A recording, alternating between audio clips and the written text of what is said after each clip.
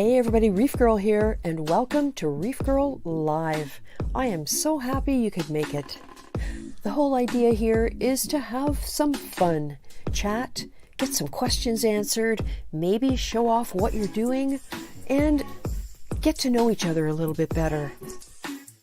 So sit back, relax, grab a drink. The stream is about to begin.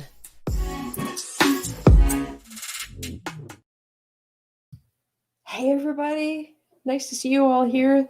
The last stream of 2020. What a year. And we already have 10 people, a bunch of people chatting. It's awesome. I have Taryn's Little Ocean in the studio, the waiting room. So I'm going to bring Taryn in right away. Not going to make her wait. And we'll say hi to everybody and carry on with the night. So welcome. And if you're watching the replay, welcome to you too. Oh, and I have to do this plug. Somebody told me I need to say this more often, but I really do mean it, I guess. Thumbs up really help, makes me feel happy, and helps the live stream recording get pushed out a little further if it reaches a certain level. And I'd love it if you'd subscribe to the channel. And this year coming up, if you haven't already subscribed, there's so much going on. And even though it feels like it's a long, drawn-out process, I'll be bringing videos out about our progress with the new build, the 300-plus gallon with about 300 gallons of sump. So, okay, that's it. Enough of the sales. Here comes Taryn. Hi, Taryn. Hey, Cindy, how are you? I'm doing well, thanks. How are you? I'm good. I'm just wondering, are you wearing your Christmas sweater? I'm not. Just my black top and a sweater. I looked and looked, so I had to settle for the festive background instead. Oh, yes. The festive background is great. Yes. How about you? I have a Christmas shirt on, but it has like one little swearing on it. Oh, okay. I don't know if you can see it. It has a story. It's Clark Griswold from Christmas Vacation. So we watch it every Christmas Eve. It's one of our traditions. Like on Christmas Eve, just our family sits and watches Clark Griswold, like Christmas Vacation every year. So that's my shirt.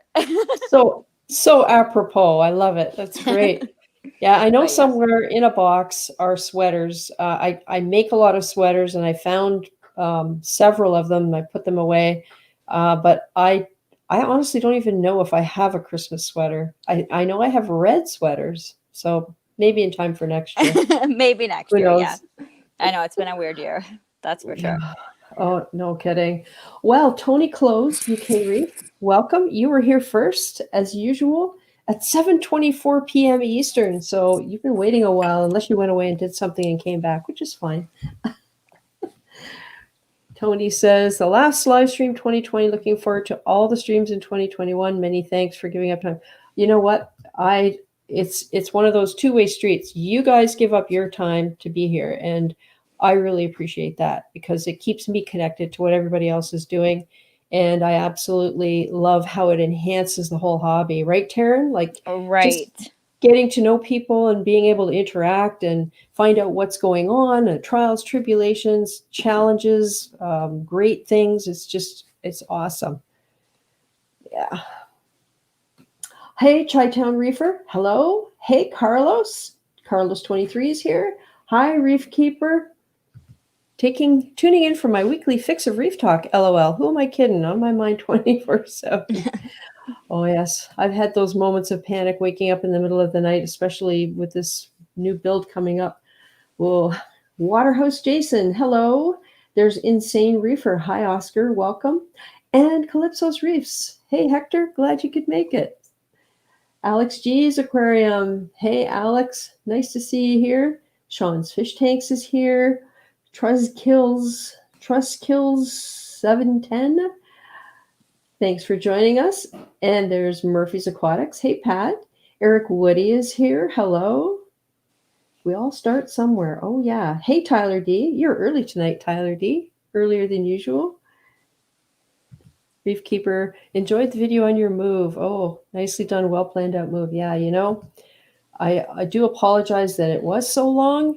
And as I said in the video, I seriously considered just doing all of the quick jump cuts and cutting it right down. But, you know, it it was a story. There were so many things that happened right at the end. The one time I wasn't filming was when we had a bit of a disaster, because that final arch and bridge rock, when my husband was lifting it out of the tank, because I couldn't lift it, it was so heavy, both pieces came apart and just completely fell down. It was a big mess. But I wasn't filming because I thought, I don't have time. I wanted to get that out of there that day.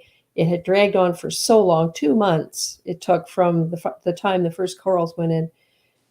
So anyone who made it to the end of that video, you deserve a medal because I had a hard time making it to the end of that video. I was putting myself to sleep going through the footage and trying to get it all cut down to something that made any kind of sense at all. So I appreciate that comment. Thank you, Phil. Hey, DC Reefer, happy holidays to you too. Alex G is busy in the fish room tonight. Ooh, it's actually a fish room now. Alex, I saw on Insta where you have your floor painted. It looks pretty shiny. There's T40 Reefer. Hello, Roman's Reef is here. Hi, Roman. Kevin Clasher 3. It's 2 a.m. in the UK. Yes, shout out to all of our UK viewers, or actually anybody who's not in North America, because you're dealing with time zones, and I know it's a ridiculous time of night for you to be here. So I appreciate that you're actually staying up to join in. So thank you. And who else is here? Murphy, what's up, Chi-Town? Awesome. Hey, there's Dell's Reef. Super. And Pappy Reefer came in. Awesome. Wow, 20 people already. That's crazy. That's awesome. So I have some sad news. Oh, no. This week, the green wrasse has committed murder. And he kept flipping Stanley the clam upside down. And the last time he did it, we got Stanley back in his little cradle, which I have right here. But Stanley, he kind of opened up a little bit. I got him set up right. I got him set on his foot. But the next day I came over and the shell was vacant. So I rescued the shell, and I have it right here. It's quite beautiful. And I feel like pretty horrible, but I think it's only because I gave it a name. If I hadn't named him, it would probably be my clam has died, but there's the foot. That's what it looks like. And yeah, so I had him for 32 months, almost 3 years. Here's the growth that he had, all of these rings, about an inch of growth in his shell. So I'm 100% sure that the green wrasse tore him out of his shell when he wasn't able to respond, because I found his remains over in the front left corner. So I was able to pull that out, so no pollution in the tank from the clam. And it is sad. It's always sad when something you've had for a while and nurtured and brought through a bunch of ups and downs perishes. But on the other hand, I never thought I could keep a clam, and now I know I can keep a clam. So I think one of the things I'll have in the new tank is a clam garden and no green wrasse, because the green wrasse, I'm giving him to the LFS to help in their frag tanks with pest control, and I don't want him anymore. I could flush him. With him. I could flush him. I'm not doing it. I've raised him since he was 1.5 inches long. And he's just being what he is. He's being himself. And it's one of those things in this hobby, you have to accept that creatures are what they are. And sometimes this is how we learn what they are. So anyway, I feel sad, but at the same time encouraged. So we're going to move on. That was going to be my next question, is if you were going to keep him, because I know he's been like your least favorite of all of your guys for a while, just because he is who he is. But at least he's going, I'm sure he'll get a new home where he's. Yeah.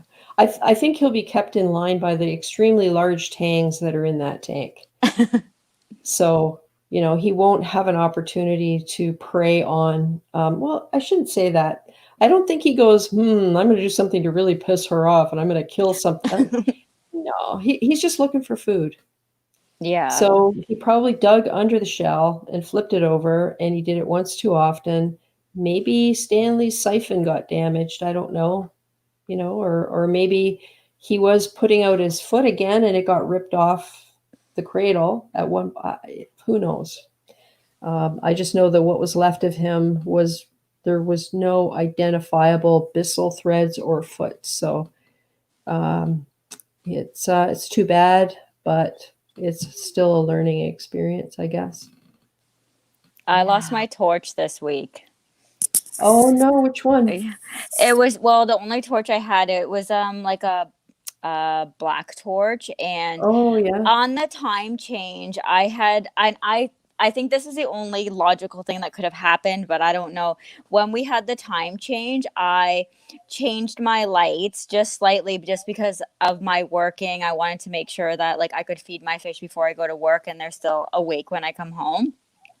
But I had increased my sunset and sunrise just so it wasn't like too big of a difference. And I want to say maybe a week after that, the tentacle started getting like more longer and stringy. So then I moved him a little bit and then he seemed like he was doing better. And then everything else in my tank is doing well. So I don't know if it was just one of those things, but then just yesterday he just like kind of closed up and now it's just a skeleton. So I feel kind of bad, but I don't know. I guess I'm not as hard on myself as I was when I first got into the hobby, because now that I've been in for like over a year, I know that nobody's perfect. But in the beginning, I was like, oh my gosh, this isn't happy. So I don't like, I can't really, like, nothing happened with my parameters. Like they're all like steady. The only thing I can think of is that little bit of a change in light. So I don't know if that would be enough to just affect it, but anyways, it is no longer. Yeah. Well, we'll see if Phil has anything to contribute, because Phil is famous for his torches. Hey, Eric Woody, his first reef tank. Ooh. Mr. DKH, hello. T40 says, what's up, Murphy? Miss your videos. Yeah, that's a long time. I think it is a long time. I'm just making sure I haven't missed saying hi to anybody here. It felt like a long time to me because honestly, I wasn't sure he would even survive a month. And then when I think about when I looked back to see when I actually got him, and it was April of 2018. So the tank was not even a year old at that point. And it was after that I went through 2 major tank crashes, but he pulled through. So, he was a tough guy. Oh, Phil says, so is girl getting those shells. Lost mine a couple of years ago from my Melanurus wrasse. Yeah. Yeah, as much as I like wrasses and I think they're beautiful, I just feel like they're, for what I want to keep in a tank, there are a lot of downsides unless I get the really tiny ones. But the green wrasse is a Helicaries wrasse, the same as the yellow chorus wrasse. And he's a big fish. He's about 7 inches long now. So I guess he needs more food, and hence he hunts more. Who knows? Hey, Acro Breeder, nice to see you here. What are the care requirements for a clam? Calcium has to be kept within the recommended ranges. Calcium really matters for clams. And of course, a balance with alkalinity, because they can't build their shell if they don't have the 2 of them. But calcium for sure. Most of them need decent light. I've found out reading in the last few days to try and figure out what Stanley's chances might be to recover from constantly being flipped over. And then when he stopped opening up, they should be mounted on rock, because he's a crocea clam and they're one of the boring clams, and their foot or their byssal threads secrete an acid that tunnels or bores into rock, and that's how they hold themselves in place. So apparently sand substrates aren't the best for them, although lots of people have successfully kept them on sand. He was in this little cement tray, and I'll keep the tray, and I'll probably actually mount him in the tray, and maybe he'll be a home for a barnacle blenny or a Midas blenny or some kind of a blenny. I don't know, a small one. But anyway, that, and so decent light and not too much flow, because if their mantle is flapping around, it won't stay open. And so I always had Stanley in the middle of the tank on the sand in his little cradle, and the flow was just enough that his mantle would maybe move a tiny bit, and that was it. Because the front center of my tank was the lowest flow area, even though it was right in front of the glass where the return nozzles would come across and go down. But because they were random flow generators, there wasn't that laminar flow coming out and traveling down the glass. So it was more chaotic flow. Oh, we got somebody in the waiting room, Sean's Fish Tanks. Okay, Sean, I'll bring you in as soon as I make sure I've said hi to everybody. So yeah, calcium is important. They need light because they are photosynthetic. When they're tiny, they need feeding.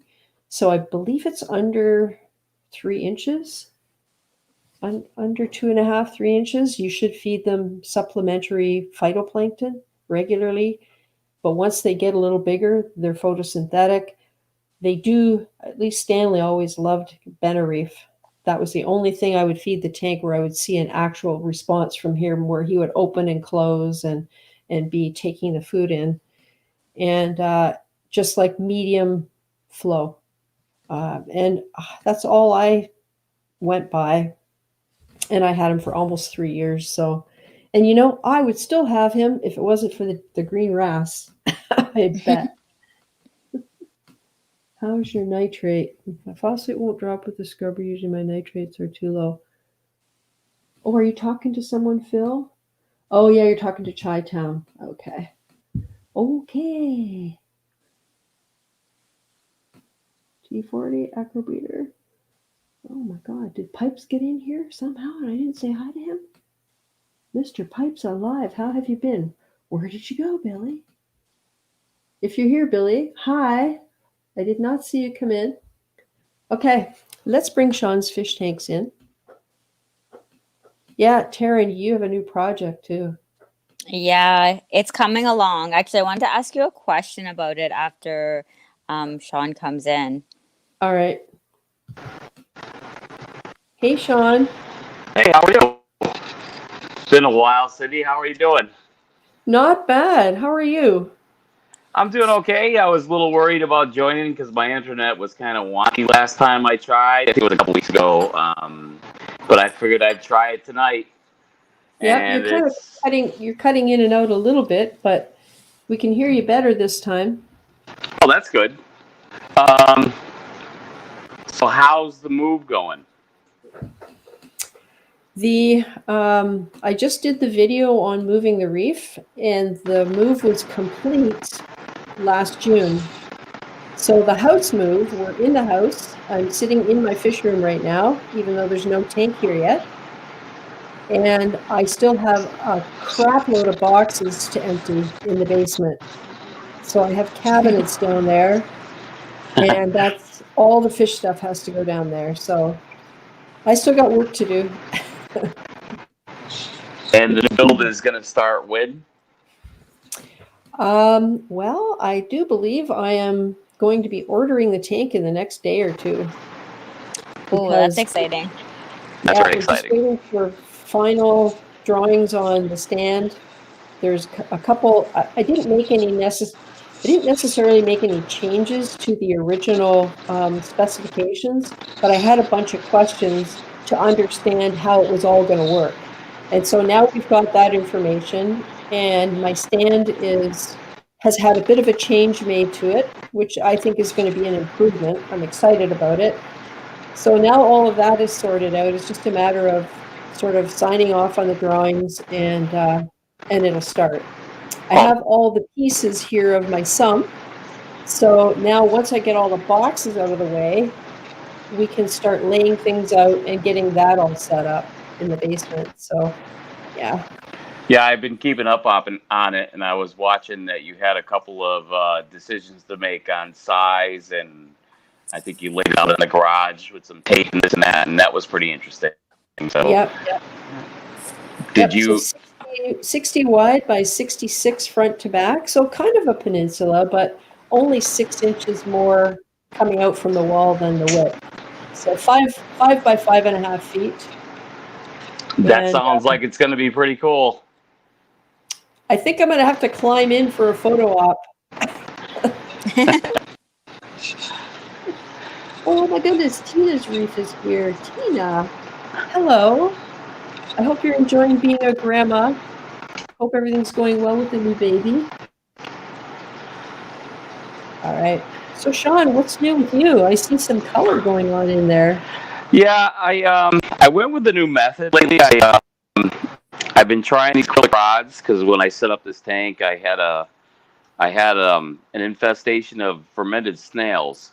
And to save all my aquaphor, I had to kind of isolate them.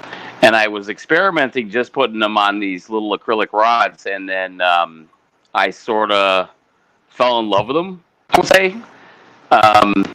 I like it because the fish can swim in between the corals, and I can separate the pieces, and I can take them out and dip them and inspect them. And I've been planning to add some more in here. I really like the way it came out.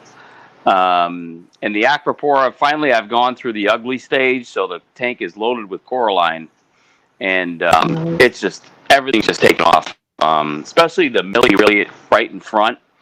It was a Tonga millie that I picked up, and it's got like 3 different colors on it. It's got like almost like a peach skin with blue acolytes coming out of the top of it, and it's got red hair. Ooh, nice. And most of these pieces were from Worldwide Corals. I got like the Worldwide Corals yellow tip in the back. I just got the Aquapora bug, so I kind of went crazy.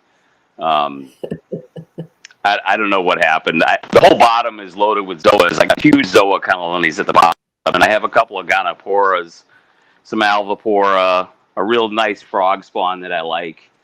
And I still love the movement of some leather corals, so the tank has a little bit of a mix along the bottom, but the top is all aquapora for the most part. Nice. Looks like you got lollipops along there. That's cool. Yeah, believe it or not, it's kind of crazy. I've had some family come over, and a good friend of mine came over, and he couldn't believe it. He said, "This thing looks phenomenal." And I don't know if it's the different colors of acrylic sticks, but in person, it's hard to give it. Like if I had a really good camera, I just can't give it justice with an iPhone camera. The creation was pretty cool. I was always watching these videos from overseas and people doing floating aquascapes, and I just thought, why not try to create that from your rock? And it just came out really neat. I was kind of impressed with it, and I think I'm going to kind of stick with it. There'll just probably be a bunch of additions because I still have a few pieces on my bucket list that I want to get. So, like, there's a few millies that I really want. So, I'll keep going.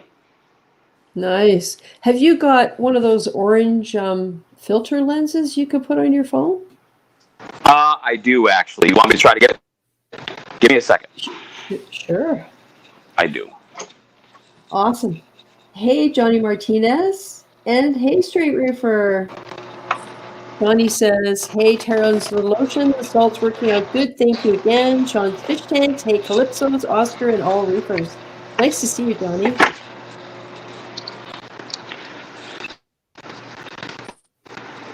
Here it is. Let's see if I can get this thing on here. That's going to be the trick. Yeah, it's always a little bit tricky. Ooh, there you go. It always amazes me how much more is there. As soon as the filter goes on, you can see it because it's not all blued out. That's cool. I know. And it's just amazing in person. You're like, can they see this? Can they see this? And then when you put the filter on, you think, oh, it looks awful through the camera. But if if you watch the video back, you're like, no, it looks a lot better. Yep. Yeah, I find there's one filter I have that I've stopped using because it makes everything look really, really yellow, like yellow green. And although the colors really pop, they're not what you see when you look at it. I'm still searching for that holy grail, which is the filter that renders on video what you see with your eyes. And I still haven't found it. And maybe it's the lighting that needs to change and not just the filter. I don't know. I know when I use like a more of a what is it, 6500 The type daylight, photo period. Yeah, that's when I think if photos the best. This thing is a big hybrid, so I have a ATI 8 bulb T5 over the top, and then I have those Orphic strips that you have. So I have Orphic strips, but then I also have two 360Xs that come off from the sides. So it's got tons of lighting on it. And right now the T5s are off, but when the T5s are on during the day, when I do like that daylight period, I think it photographs the best. Yeah. Oh, hey, Robert Poorman, welcome. And WVU Reefer says, Merry Christmas from WV. Merry Christmas to you. Yeah, that looks cool, Sean. That's going to be really interesting when it grows in, when those things become colonies. Yes, I think so. A couple of them that I got from Live, I bought a few pieces from Live Aquaria. The one right in the front is a Tonga Millie, and the one right behind it, you probably can't see. It's a little bit lower. It doesn't have much color, but the one really in front, the Tonga Millie, I got this so cheap. I think it was under $100. They had a sale, and a couple of my friends already love it. They're like, "Give me a piece, give me a piece." It's just got so many colors on it. And it's funny. Sometimes you don't, if you don't name them and you're not going for those important species. Like when I get pieces from Worldwide Corals, I buy on eBay because it's cheaper.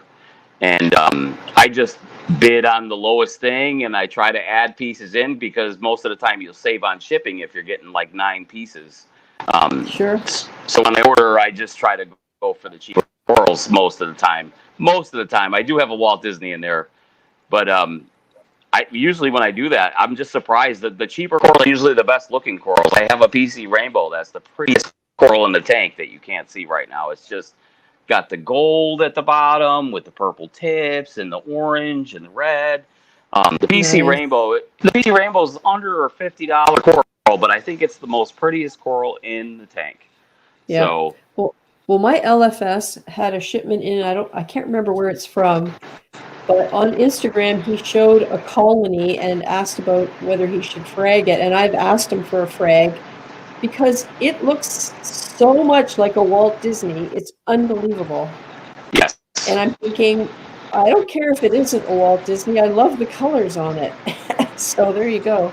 And that's how I feel about it. I mean, I have 3 Stylophoras in here just because I love Stylophora. I have I think it's called a Mystique Stylophora or something. I got it from Live Aquaria. It's got all white branching. And then I have the pink Stylophora. And then, of course, I have the regular Milka Stylophora. But the pink Stylophora is gorgeous with the whites on. When the daylights come on, when the ATIs turn on during the day, the pink Stylophora is probably one of the brightest things in the tank. And you know what's funny about Stylophora? When you see sort of drawings and cartoons of coral reef, many times that's what you see is Stylophora because the shape is so blocky and massive. I agree with you. I really love them. Oh, I do too. I think they just look gorgeous, especially when they colonize out like that and they get nice and bushy. Yeah. That's when they're so pretty. Yeah. Actually, I think I have 4 species. I have a big green piece behind the leather coral at the bottom. I just don't have any place for it. It's huge. It's gotten bigger than the size of my hand.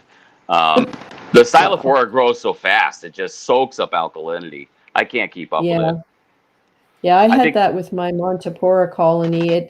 That's where all of the alkalinity went. It was 9 by 12 inches. It's the one in the moving video that I took to the LFS because it got so big. Oh, yes. They're beautiful, though. The Monty caps are beautiful. It's just when I peninsula style type tank, at the back wall, I have an MP60 and I have a tunes in the back, the big tunes that oscillates back and forth. And I mean, I've been oversized with the flow just so I wouldn't have to clean the big deep tank like this because I don't want to clean it. And it's paid off. I just change the filter sock once a week, and that's all I have to do. Change the flow, speed it up a little bit, and it just picks up all the detritus and puts it in the filter sock. Makes it easy for me. That's great.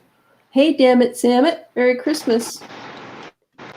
Eric Whitty has a question. How many corals and how many fish should I put in my 55-gallon? I have 3 fish so far and 2 coral. Well, I don't think there's any limit to what you can put in terms of. I'm just going to mute your mic there, Sean. Oh, that's fine. From the static. I don't think there's any limit as to coral. The only thing is, are they going to fight with each other? And the types of coral that you keep make a difference, because if you want to keep a variety of them, their requirements are different than if you keep just soft corals or just LPS or just SPS. So how many corals you can have is really dependent on the space you have available and whether the parameters and the environment you give them is what they need. So that's experimentation more than anything. I've, over the years, trial and error. For how many fish, it depends. If you have 3 fish, it depends kind of what they are, how big they are, and whether there's any aggression, whether they're likely to bully new fish and not allow them to survive, because I've run into that, and what fish you want to get. So once again, it depends on the environment you have. For example, if you get a fish that needs a lot of open swimming space and you don't have that, then that wouldn't be a good fish to get. If you need a fish that needs to be able to run to a hiding spot if it feels threatened, or if you don't have a sand bed and you want to keep wrasses that need to dive under the stand if they get scared or they to sleep at night, then there's that sort of compatibility that you have to think about too. So I think it's Acro Breeder has a 40 breeder and he's got 40 some fish in there, but he's got such a great balance in his fish community that he's successful with it. So, it's, I don't know if there is an answer. I'm sure people in the chat could probably help you out with that too. Oh, hey, Taryn, I guess your internet has dropped you out. I see you there in the chat. That's awesome. Hey, Method, Nat King Reef is here. So, yeah, Eric Whitty, it's, oh, we lost Sean, or maybe his internet let him down. It's, in 10 years of having a reef tank, there's so much I've learned about what works and what doesn't work. And then there's also, as we were talking last week, the individual personality of the fish, because some fish are just jerks and there's nothing you can do about it. My green wrasse is a jerk and he won't leave anything alone that comes into the tank. Any new fish, he's constantly harassing them. He doesn't run at them. He doesn't try to bite them or attack them. He's just constantly bullying them with his size. The yellow tang Sparky is doing extremely well because of course, they're spunky little things. And he stood up for himself right away.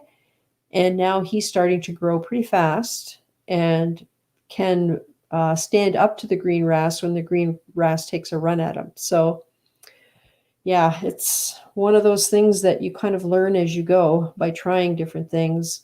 I would say if you have always wanted a tang in a 55, pick a very small one and only one. If you've always wanted a triggerfish, I don't know that a 55 would be big enough. Maybe for one of the smaller ones. I don't really know. I'm not super expert on triggerfish. I'm going to have a few when I get the new tank, but up until now, I've never felt I had a tank large enough. And currently I have the 90, which is a 4-foot tank. And I can't remember I think a 55 is a 4-foot tank, but it's not very deep front to back, if I remember right. I'm not absolutely sure though. WV Reefer trying to rehome a pyramid butterfly. Oh, Yeah. This is it. I really want a group of pyramid butterflies, but you read about this and you just have to hope you don't get a jerk. Just the elegances. Isn't that weird? Oh, Sean said his audio got worse. Oh, that's too bad. Nat King Reef. I keep all the jerks out of my tank. Yeah. Okay. Acrobreeder says my 40 breeder has 5 fish. Okay, I'm trying to remember who we had on here who had 43 fish in their tank. And I don't remember. If anybody in the chat remembers, let me know that because it was beautiful. What they had going on there was beautiful. Maybe it was Mo. I don't know, Mo's Reefs. Hey, Karen, you're back. Hey, I'm back. I think that my internet gets slow when other people get in. So, the country internet. So. Oh, yeah. So you had a question, right? Yeah. So I just started cycling my Fluval Evo, maybe like just over a week ago, I want to say. And so it's my first tank cycling off existing media. So I took my CCAM matrix out of, well, like half of it out of my BioCube. And then it also took like this really old sponge that I had in there that was kind of beside my skimmer. And I put it in the Evo. I took maybe, I don't know, maybe like 4 gallons of water. I know bacteria doesn't stay in water, but I was doing a water change anyway. So it's like, okay, I'm going to throw it in the tank and then just also add fresh salt. So I'm getting some nitrate readings, but I haven't seen like any spikes of anything else. I have stability as well, but I haven't added it yet only because I've added all of the other media, right? So I didn't want to overload it, and I'm not a big chemical person. So my question is, if you started a tank with like existing media and stuff, do you see like the same typical cycle, or am I missing something? Do you have sand in there? Yeah, I started it with just live sand, like the Crib Sea, and then dry rock. So I haven't. I mean, it's still quite new. It's only been like a week or so, so it very mild just might be starting. But just because I already have the nitrate readings, I'm wondering if I either missed something or if that's just coming from the media. It's hard to say. I mean, if I remember when I started the 90, I did the same thing. I brought water from water changes from the other tank. Okay. And the rocks were in there for quite a while. I also brought sand from the other tank so that I, could seed it a little bit and the matrix and whatever.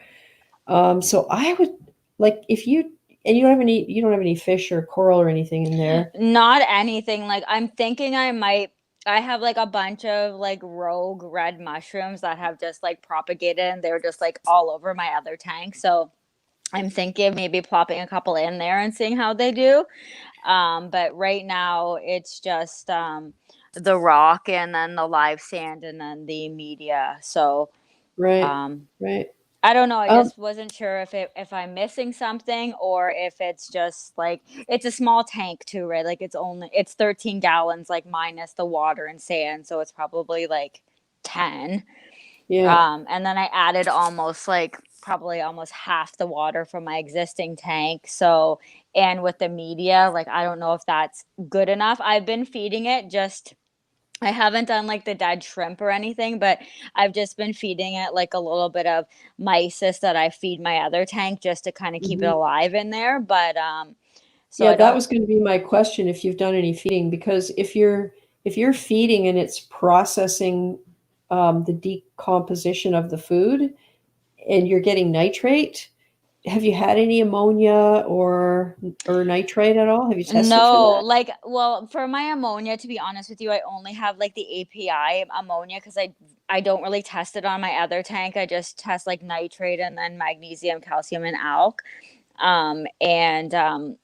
So I started out with like the API ammonia when I started the other tank. And I know with that test kit, most times actually it will say 0.25. Like it's very rare to ever see like a 0-0, but I have had like 0 nitrite, but it just, for me, it doesn't make sense if I'm like have nothing and then have the nitrate, whether or not it's just kind of like, okay, I basically just transferred. I probably, if I just almost did like a big water change on this tank, right? Because I put like almost half my existing water. Yeah, because your rock is going to be the main thing that has bacteria in it, and it hasn't been in long enough to develop that. So yeah, I don't know. Maybe it is a good idea to put some mushrooms in and see what happens to them. I was thinking of maybe adding like a couple snails too, and just kind of see how they do. I know there's not like much to eat for them, but I can, throw like a little bit of nori or whatever. I'm still feeding the tank too. I mean, I'm not in a rush or anything, but I'm like, I have a fish that I'm like waiting for. So I know, and I know which fish that is. I know, it's a gorgeous little fish.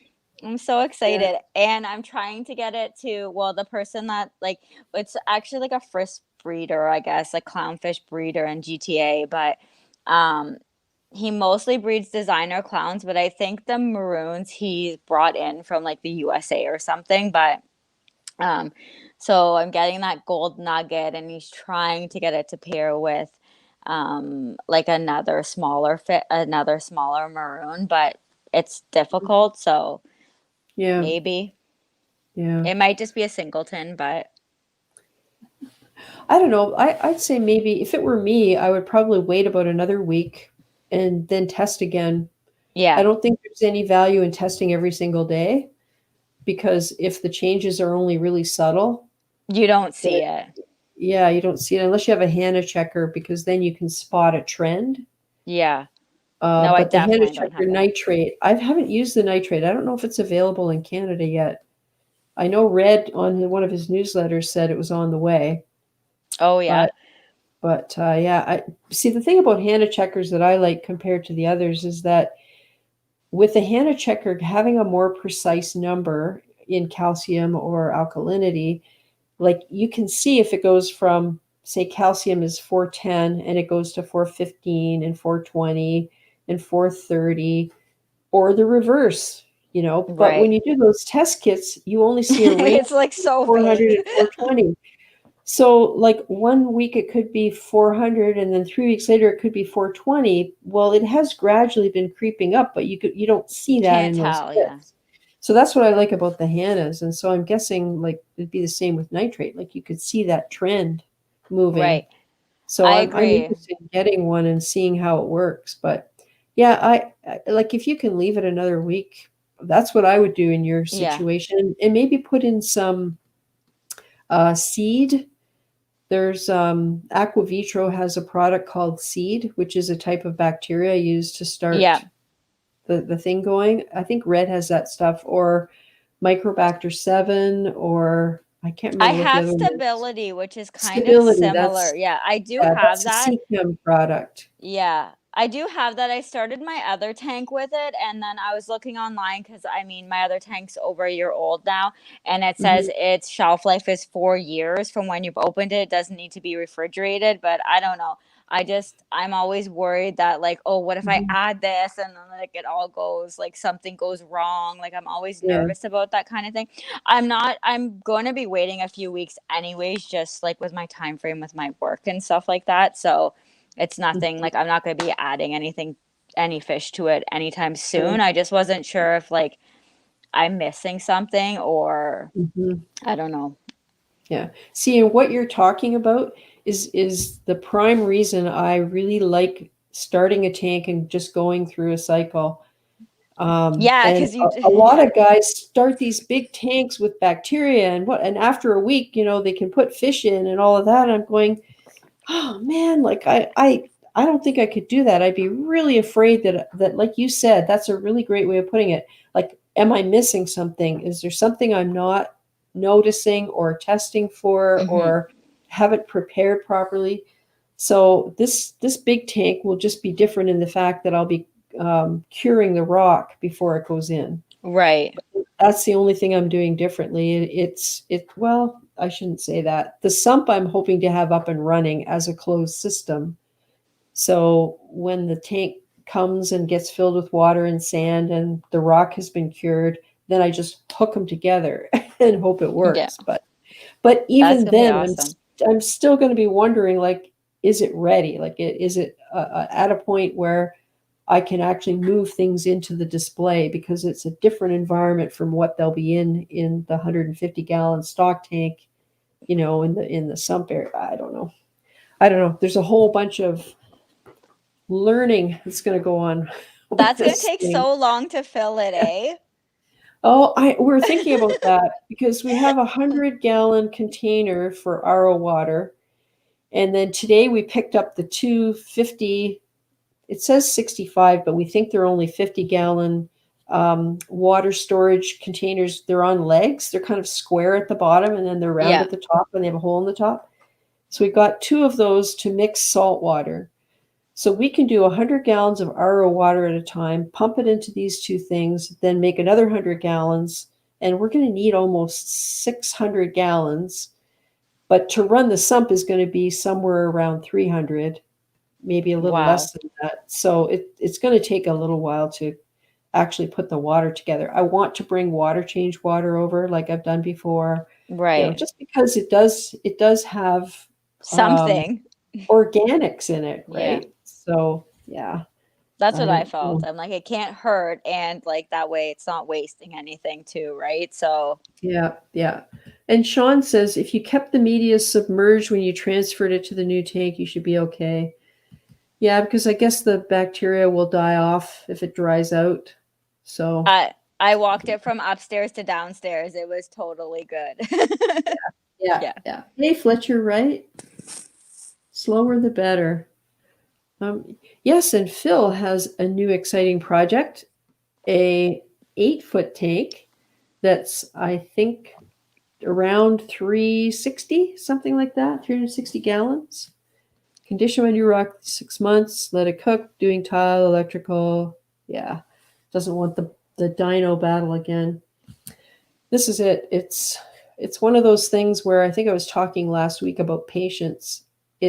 It almost feels how can I put this? It's almost a pleasure to take your time and really be careful and know that every day you wait is one more day to the success of your tank, you know. And it just feels good. I don't know what it is that you kind of take one potential problem out of the equation. But if you're testing and it's all good and you get your fish, I guess you'll know soon enough. Just as the rock starts to develop biofilm, then it won't be able to grow algae as easily. And that's the whole theory.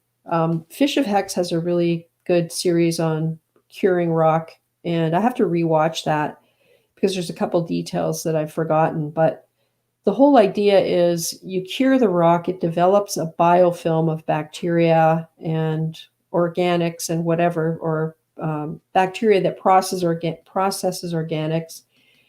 And algae has a harder time taking hold because of the biofilm being on there. And that's the whole theory behind not getting tons of algae when you cure your rock before it goes in the tank.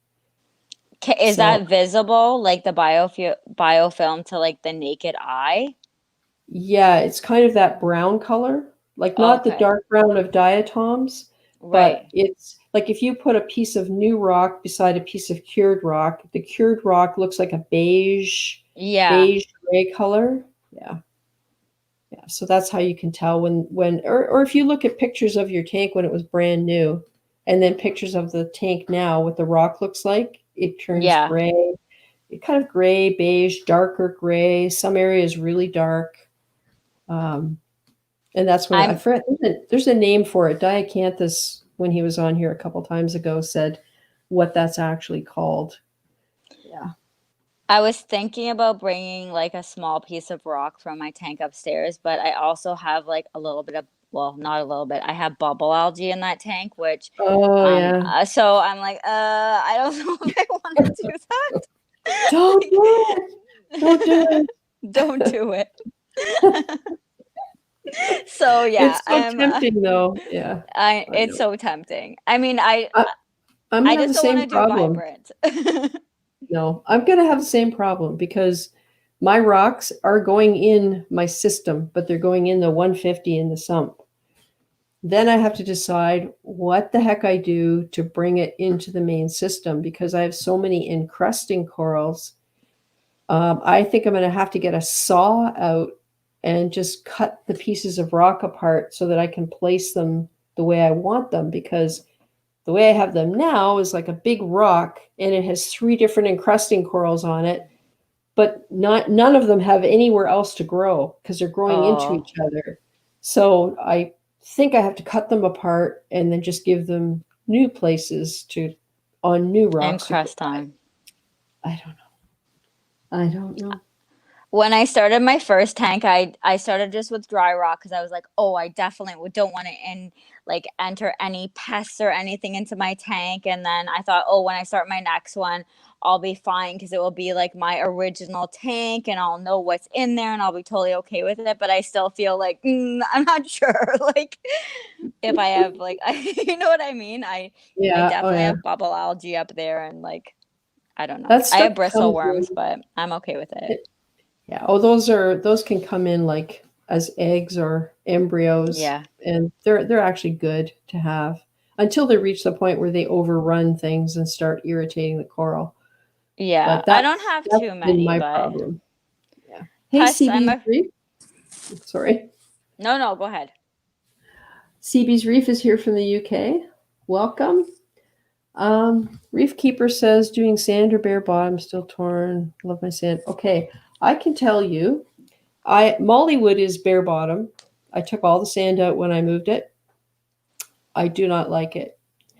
And the reason is it could have something to do with the aquascape and the fact that I am unable to reach the bottom to clean up the detritus with any kind of a siphon. That tank is so crowded, and the way I have the rocks kind of wrapping around each other and all of the corals growing on the top, there's no way to reach the bottom and draw that stuff out, the detritus. It just collects all along the back. And I have to blow at it with a turkey baster to get it suspended in the water. Maybe I'll run a power head along there. I don't know. So sand or bare bottom? Yeah. I don't know. Here.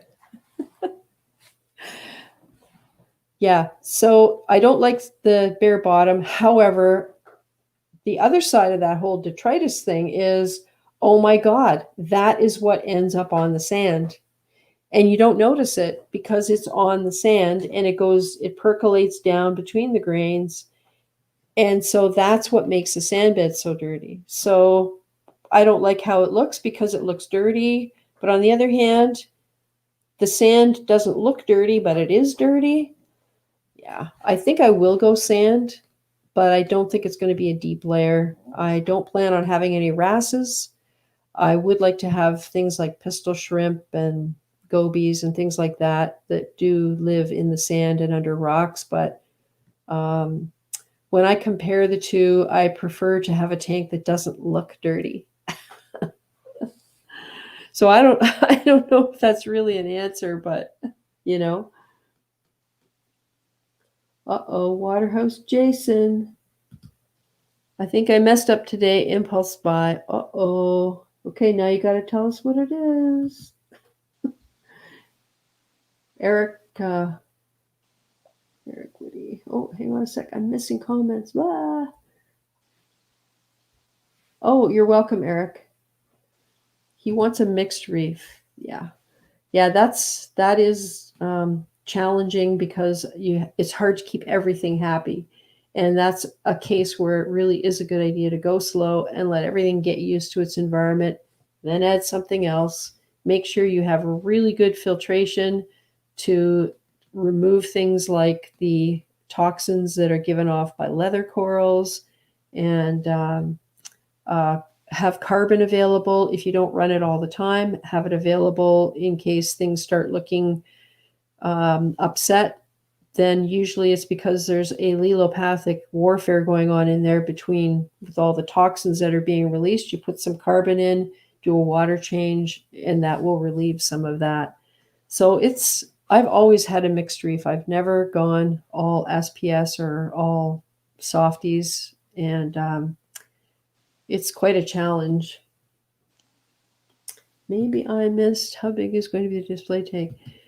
It calculates at 340 gallons, and I'm expecting the actual water volume to be somewhere around 300 once you account for rocks, because just like in my other tanks, I'm not going to have a lot of mass of rock. The whole tank will be filled with rock structures, but it's not going to be large, massive pieces or large areas covered with rock.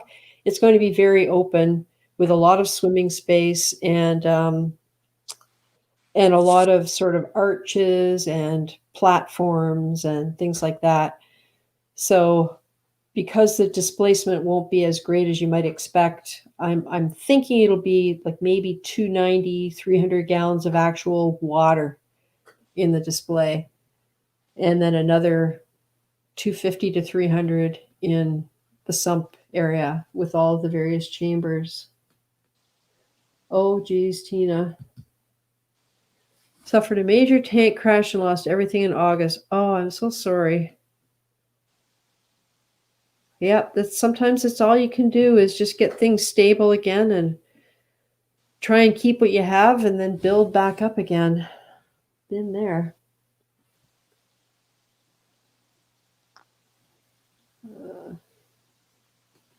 Oh, there you go, Taryn.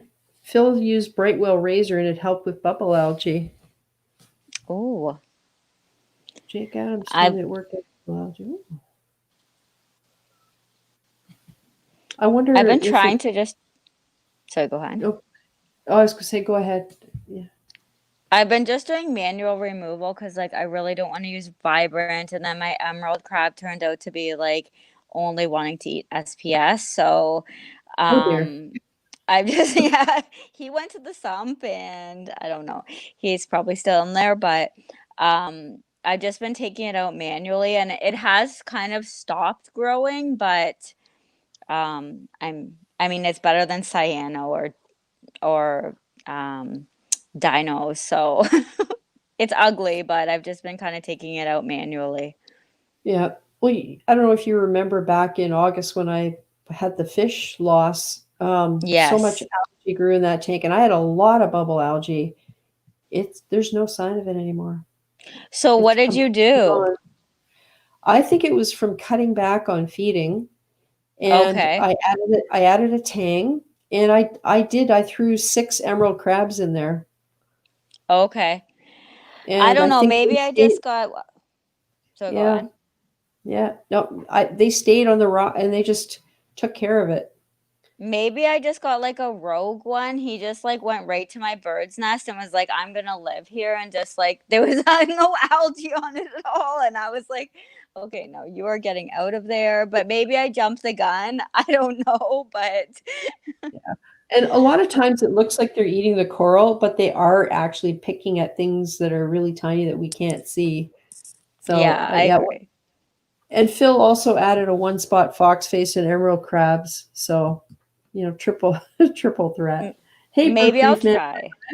Yeah, it's always worth a try again. Tony Close says, Taryn, you need a quarantine tank. For emerald crabs? Or just in general, maybe. Oh.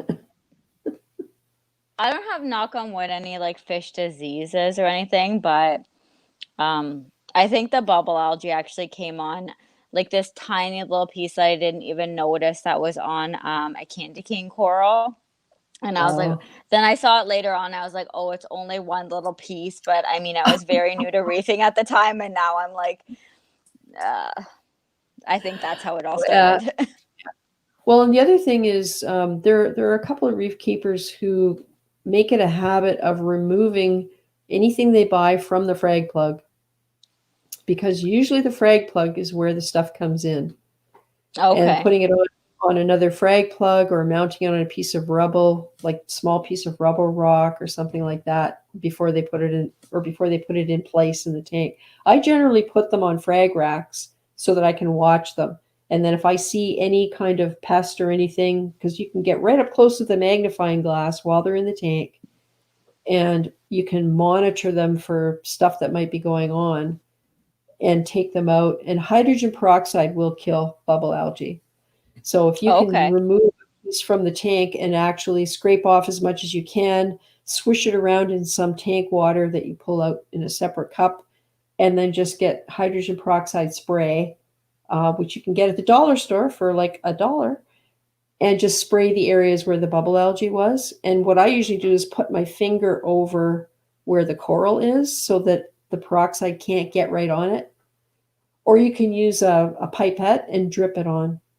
And then it just goes straight back in the tank and it oxidizes, and the next day it's gone. It's pretty amazing. I mostly have it actually on the back wall of my BioCube. Like I have a little bit on my rocks, but it's not excessively on corals. It's mostly just on that back wall. But I guess for a while I just got complacent with it because I was just so happy that I finally beat cyano like the natural way. So I don't, yeah. I guess that's my next battle, but there is a fatigue associated with that too, and I felt it, where you spend so long and work so hard to solve a problem, something else pops up and it's like, oh my God, I can't. I'm like, I don't even care about this right now. I need a break. It's not hurting anything. It's just ugly. Oh, yeah, Hector's still debating if he should add sand to his. Yeah, I think I'm going to go with sand, but not very deep. And that way I can still have the look of it. And if it's not very deep, then it won't become a sinkhole of grossness, if you want to call it that. Oh, good, Tina, your foot's finally better. Yeah, my daughter is so great looking after my tank. I try not to have her do things that are super complicated, because not that she can't do it, but she feels bad if she makes a mistake, and I don't want to make her feel bad when she's trying to help me. Eric, thank you again. Can't wait to add more coral and fish in the new year, taking one step at a time. 2 clownfish and 1 sailfin tang. Want to add another tang or more. Is it a Pacific or a Desjardins sailfin? And the only reason I ask is I can't remember which one of them it is that gets bigger. But when those things are full size, top to bottom, when their sail is open, like when their dorsal and I don't know what the fin is, it's called at the bottom, when they're fully open, they're like 14 inches high. They're huge. So you may want to plan to upgrade that 55 if you want to keep your sailfin. And I'm not sure I would add another tang of that type. You may be able to get away with one that's like the Zebrasoma tangs have the pointy nose, I think, and it's the Acanthurus tangs that have the big rounded faces. But the Acanthurus tangs are the ones that get big. So I don't know if I'd add another one. I'm not the tank police. I'm not saying that. Just to keep everybody happy, it kind of might be difficult in that size of tank to have 2 tangs in there if they have the same looking kind of face. Yeah, but you got lots of time to do some looking into it and decide if it's something you want to take on.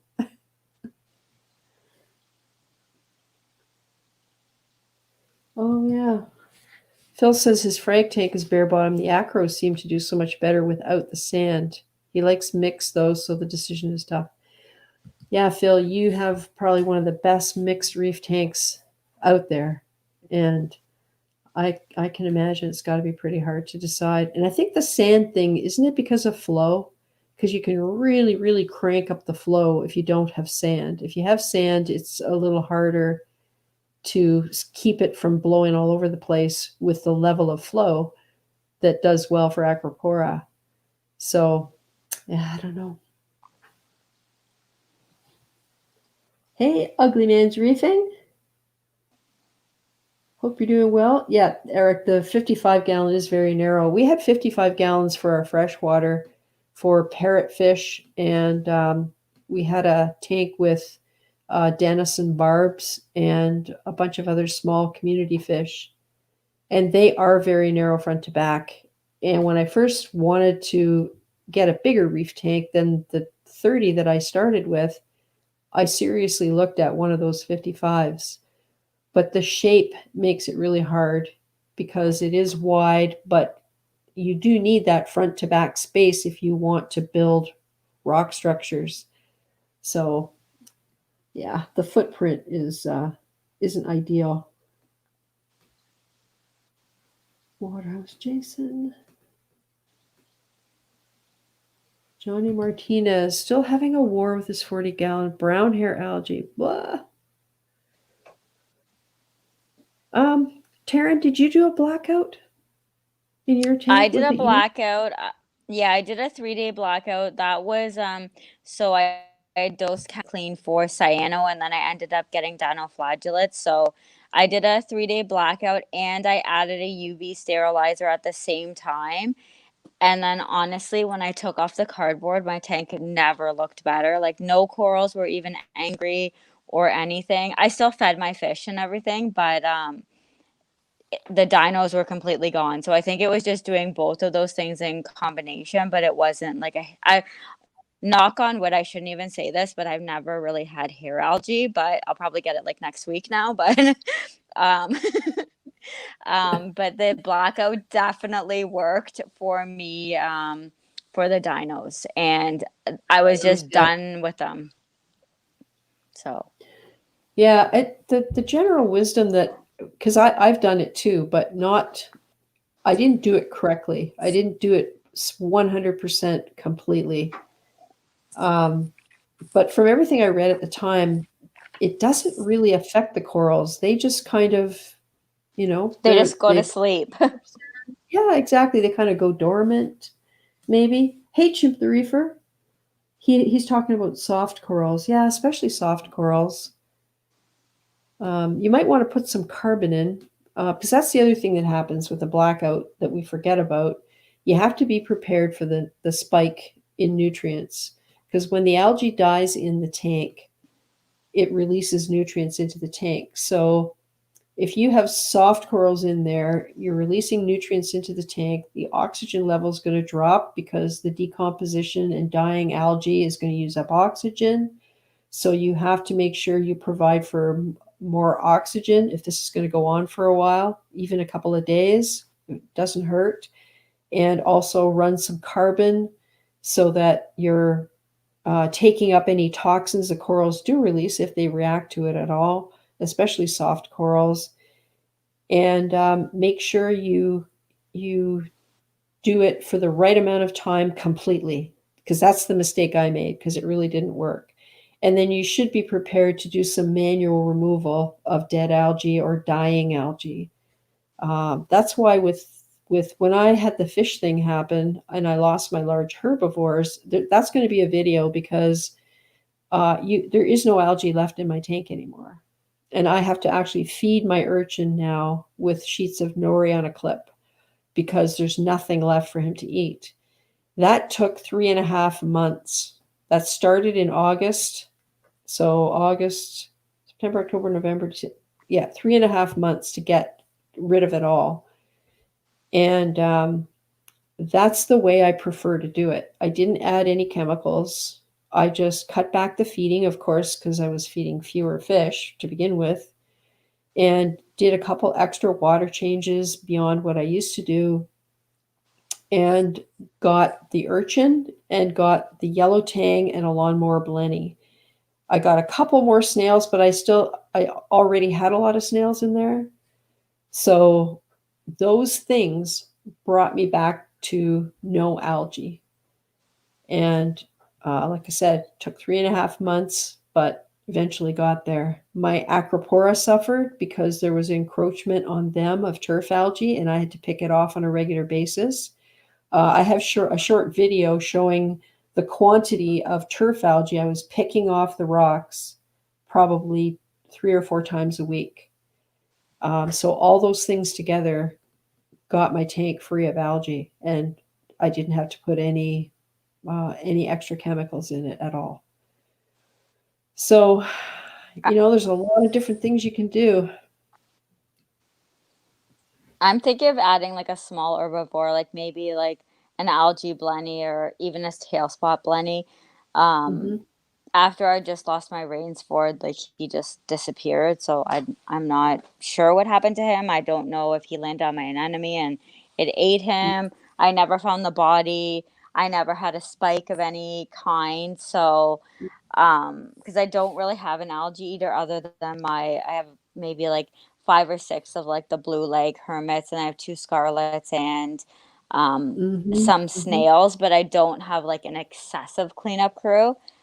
So I'm afraid of adding an urchin just because I have some Mm-hmm. corals like on the sand bed that I feel like he's gonna take off with my button scully or something, and I'll be like, I hate you.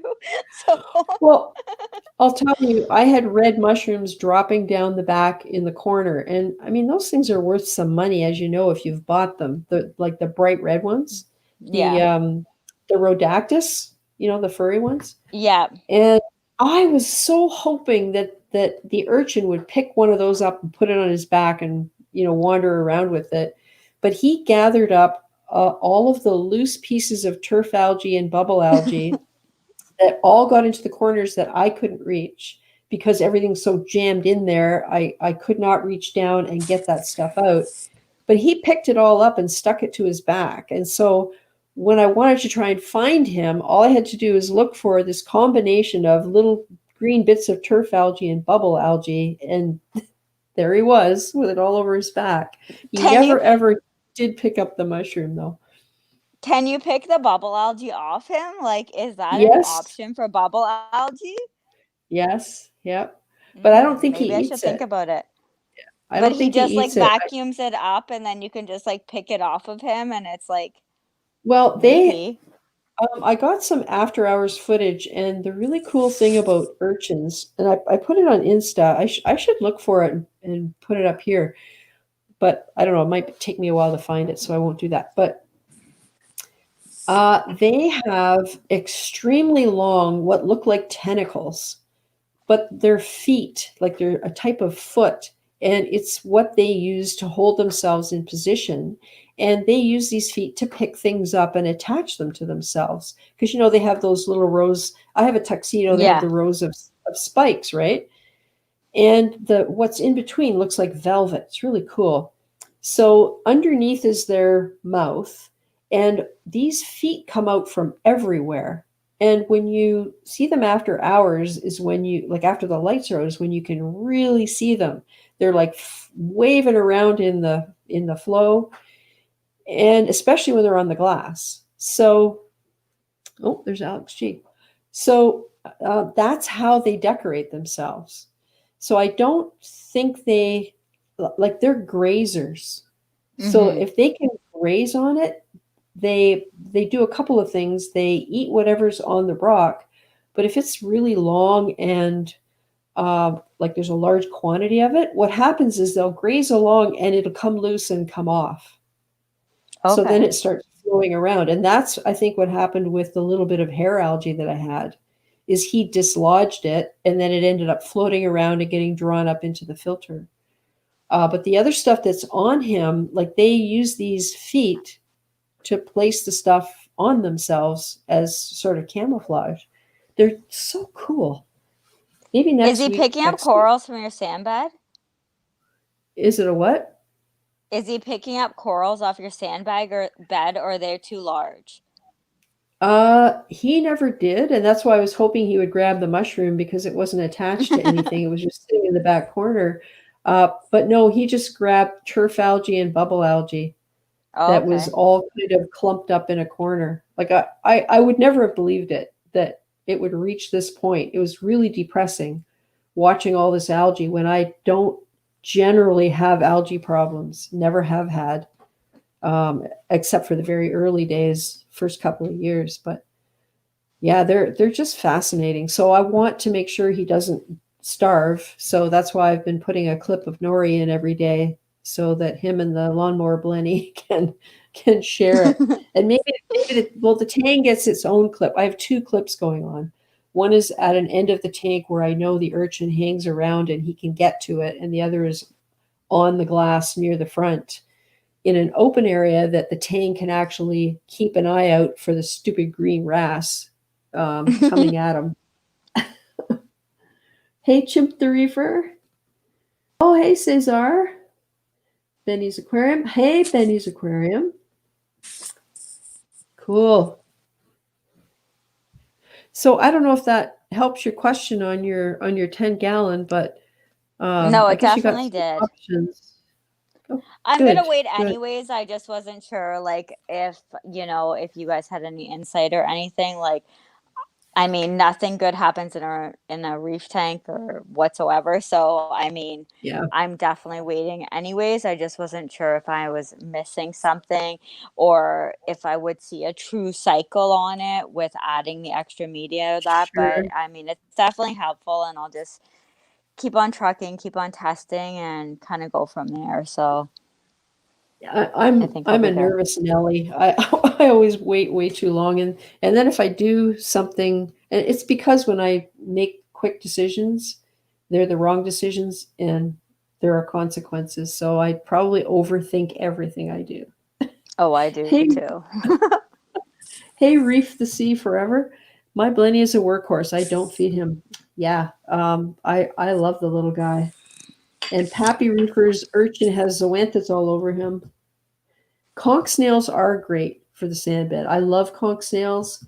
I had conch snails. However, the green wrasse managed to murder those too. I'm pretty sure he killed my Halloween hermit crab. So, yeah, I'm not getting any more of that stuff until I don't have him anymore. Okay, let's When bring Alex. Sorry, go ahead. I'm gonna sign off so Alice can come in, and I'll just go in the chat. Just because I know my Okay. internet's gonna start getting wonky. But it was so nice Okay. chatting with you. Have a Merry Christmas. You too, Taryn. Thank you. Thanks for coming in. All right. Bye, See you everybody. later. Bye. Oh, hi, Alex. Might help if I unmute myself. Oh, I'm tired. So, yeah, I was going to say, you're awake, but you do look tired. Yeah, it's been a long week. Trying to get things done around here, so just trying to get as much done as I can. I just wrapped up because I think if I keep going with the drill and the saw in the house for much longer, I'm gonna have my wife paying me a visit. Yeah. So I got a lot of work done this week though, so the fish room is slowly coming together. So Nice. and I can christen it as a real fish room because I had my first little spill today too. So yay. So have you done the whole floor now then? Oh yeah. Here, let me hopefully I won't drop myself here doing this.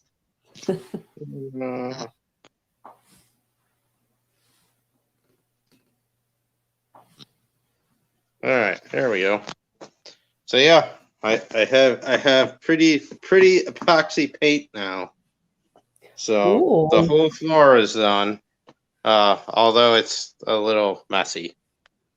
Ever so slightly. So but no, this was a fun 3 or 4 day project to move everything to one half and then paint one half of the floor and then move it all again and then paint the other half of the floor. That and that are a lot of fun to move by yourself. Oh my God. So hey, that's what this poor thing is for. So but yeah, no, the fish room's slowly, it's a mess. So but and I had my first flood today, as I said, because I should have known better, but I was moving this tank around and I snapped off this fitting and I thought, oh, this is just broken. And so I was like, well, I'm going to fill it while I watch. Well, I didn't realize on the bottom side that I had cracked this T. So when I got about 30 gallons of water in here while I was actually, it was part way into your stream that I was like looking and I was like, oh, there's a big puddle on the floor. Oh, no. It was like maybe 3 or 4 gallons of water, so it ain't bad.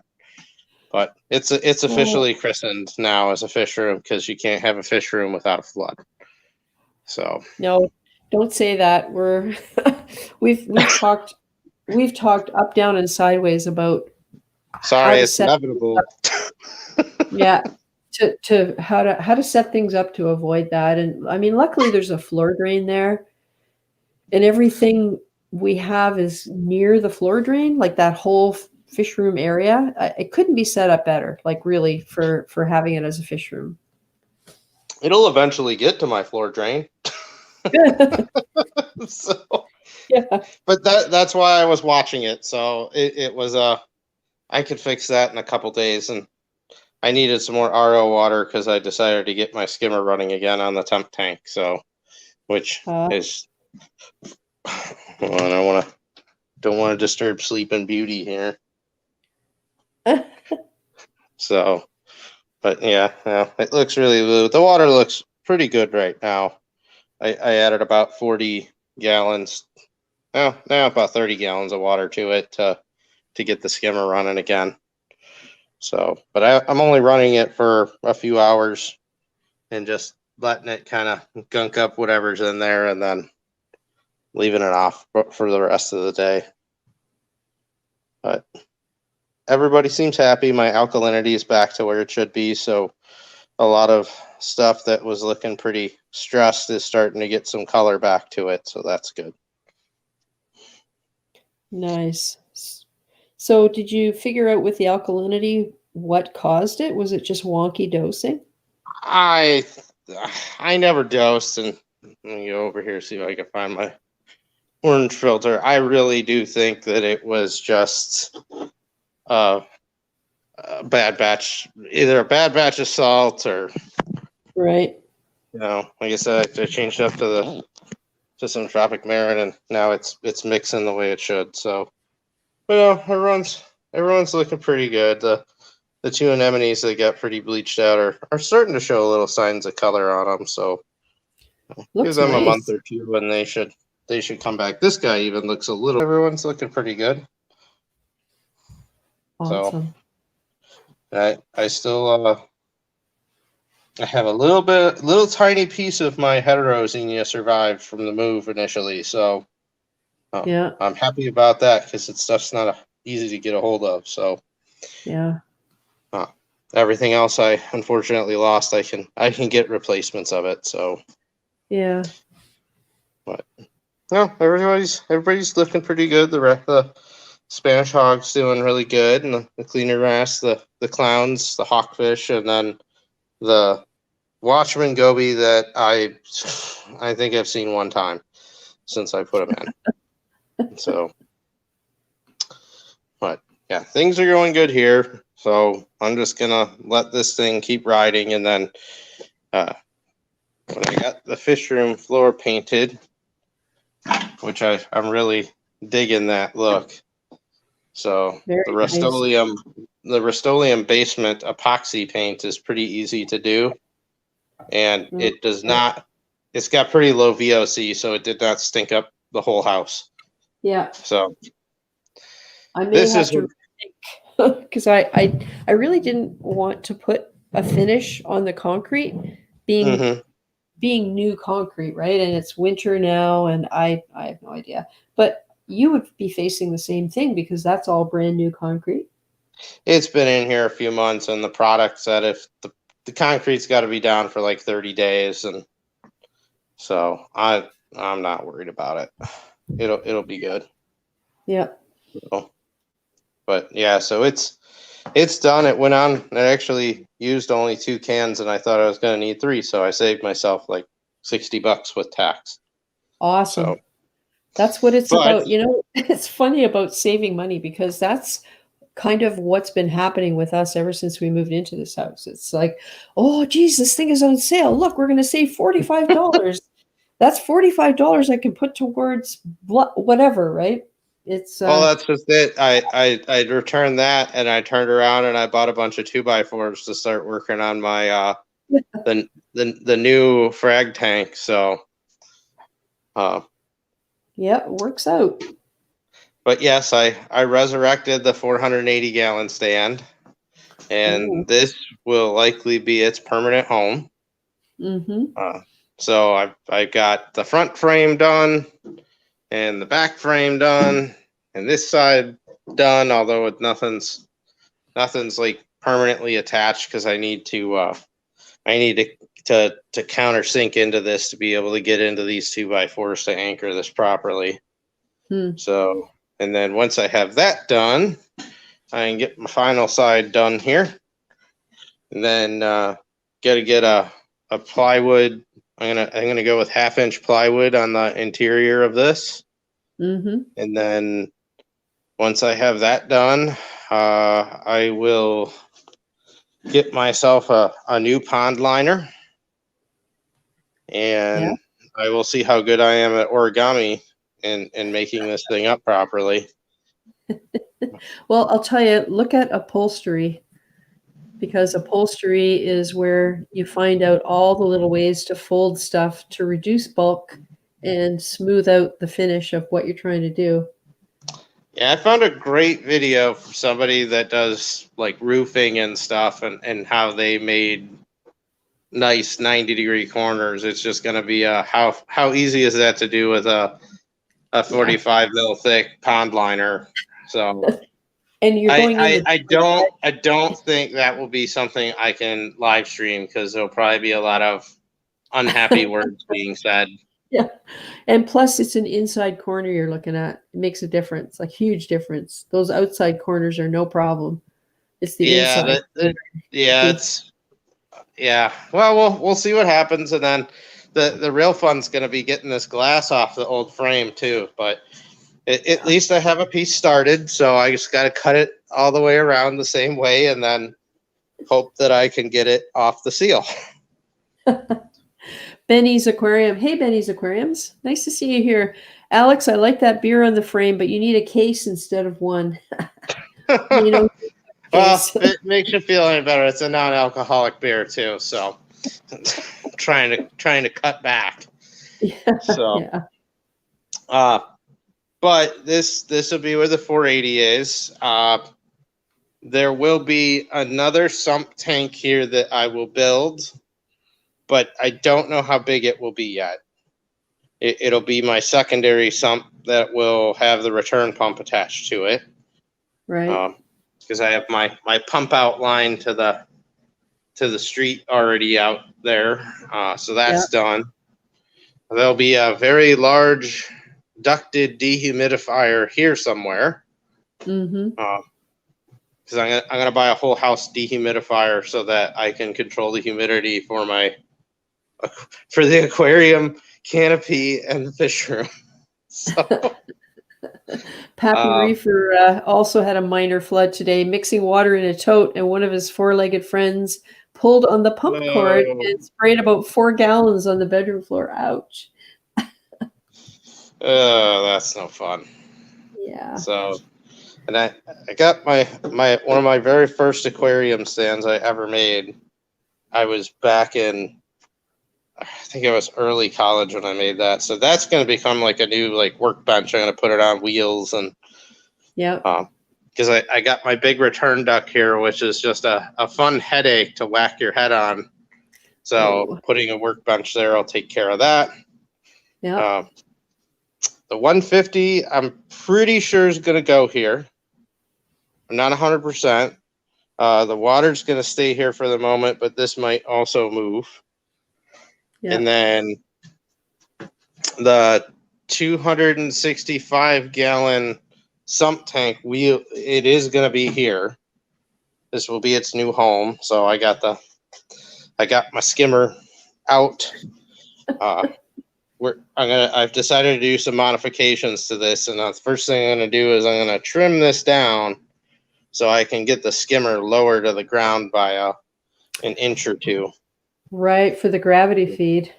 Yes, the gravity feed worked really well last time, and this was a project I wanted to do where I was going to cut this down as low as I could without interfering with the bottom. Yep. But it was too big of a project, and it's unfortunately, I think my only route here is likely going to be getting out my router and doing this with the plunge router, which is going to be a real big mess. So I'm going to try and get the vacuum hooked up or some plastic around this when I do it. But the 265 will be here still. And then the 720 is going to get built here. So this is a later part of the project. Yeah. And a real fun fact, I not only did I snap off the spigot on there and, obviously had another crack I didn't see, but I also managed to drop my UV sterilizer and shatter the quartz sleeve in it and then cut myself on the quartz sleeve that was shattered. Oh, no. Luckily, they were on sale. There goes that $60 you saved. Yeah, I did. The bulb did not break, but I don't have high hopes that this is going to survive here without being broken at some point. So we'll see. But the 720 is going to go here. This will be a refugium, is what this is going to turn into. Refugium / research tank. So you're gonna set it up as a display, but probably you're going to be one of the only people looking at it because it's going to be back in the fish room. This is back in the fish room. So this is going to be mostly refugium, and then we will see how things progress this year. I might try to make this a bit of a scientific research tank too. Yeah. So, but I'm not sure if I'll be able to get that opportunity anytime soon, but we will see. And then, you said this, I'm not sure if this is going to stay here or not. I was still thinking about doing like 250 to 500 gallons of water that could be changed out in totes. Yeah. And I'm thinking, are those 150s that you got there? Those are 100s. 100s, yeah. That's the size of the one I have. I thought they looked a little taller than what I've got. Yeah, they're on a pretty good size stand, but they're that's probably why. Yeah, they're 28-inch wide. So, but I don't know if I'm going to keep them because having 200 gallons of RO is going to be just fine. Yep. And then I'm thinking I found you can buy something called a doorway tank that will fit through a doorway, but they come in all kinds of fun sizes, and I might get a couple of them and put them in here along the wall and have this as extra water storage, but I'm still not sure if that's what I'm going to do. Yeah. So interesting. But Woody has a question about sponges. Can I put sponges in my reef? You can. They're tricky. You should have sponges growing in your reef at some point that will occur naturally once things are mature and balanced. And they're good to have because they're filter feeders. And in my experience, the other types of sponges that we get, like the ball sponges and the elephant ears and the finger sponges, I've had them, but I have not had success keeping them long term. And I don't know whether our tanks are kept dirty enough to keep sponges healthy, because the main goal seems to be these days to keep the water as clean as possible, which is a good thing for the corals, but not so good for things like sponges that need to pull that from the water. So, Alex, have you grown sponges, like the decorative ones, in your tanks? I haven't. I messed around with a couple of decorative ones in my last tank, and I had a yellow ball sponge that wound up under a rock, and it did grow some.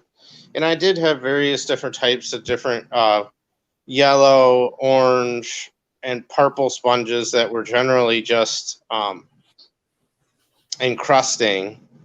Yeah. That would be, they'd be small and they'd be around. And I had a few that formed tubes, like white colored sponges in the ultra high flow parts of the sump. Yeah. I have red barrel sponges, just real small ones, all over the place. I only tried one once and it shipped very poorly and did not survive.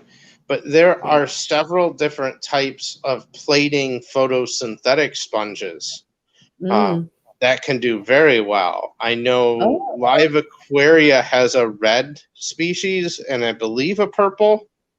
And then I know there's a plating purple sponge out there as well that I've seen it in quite a few tanks and several vendors that sell frags of it. And those do pretty well. Oh, cool. But generally, the big rule with sponges is you don't want to expose them to air if you can help it. Ever, yeah. So. Oh, hey, Milton Barrero. Welcome. And Robert Vacciano.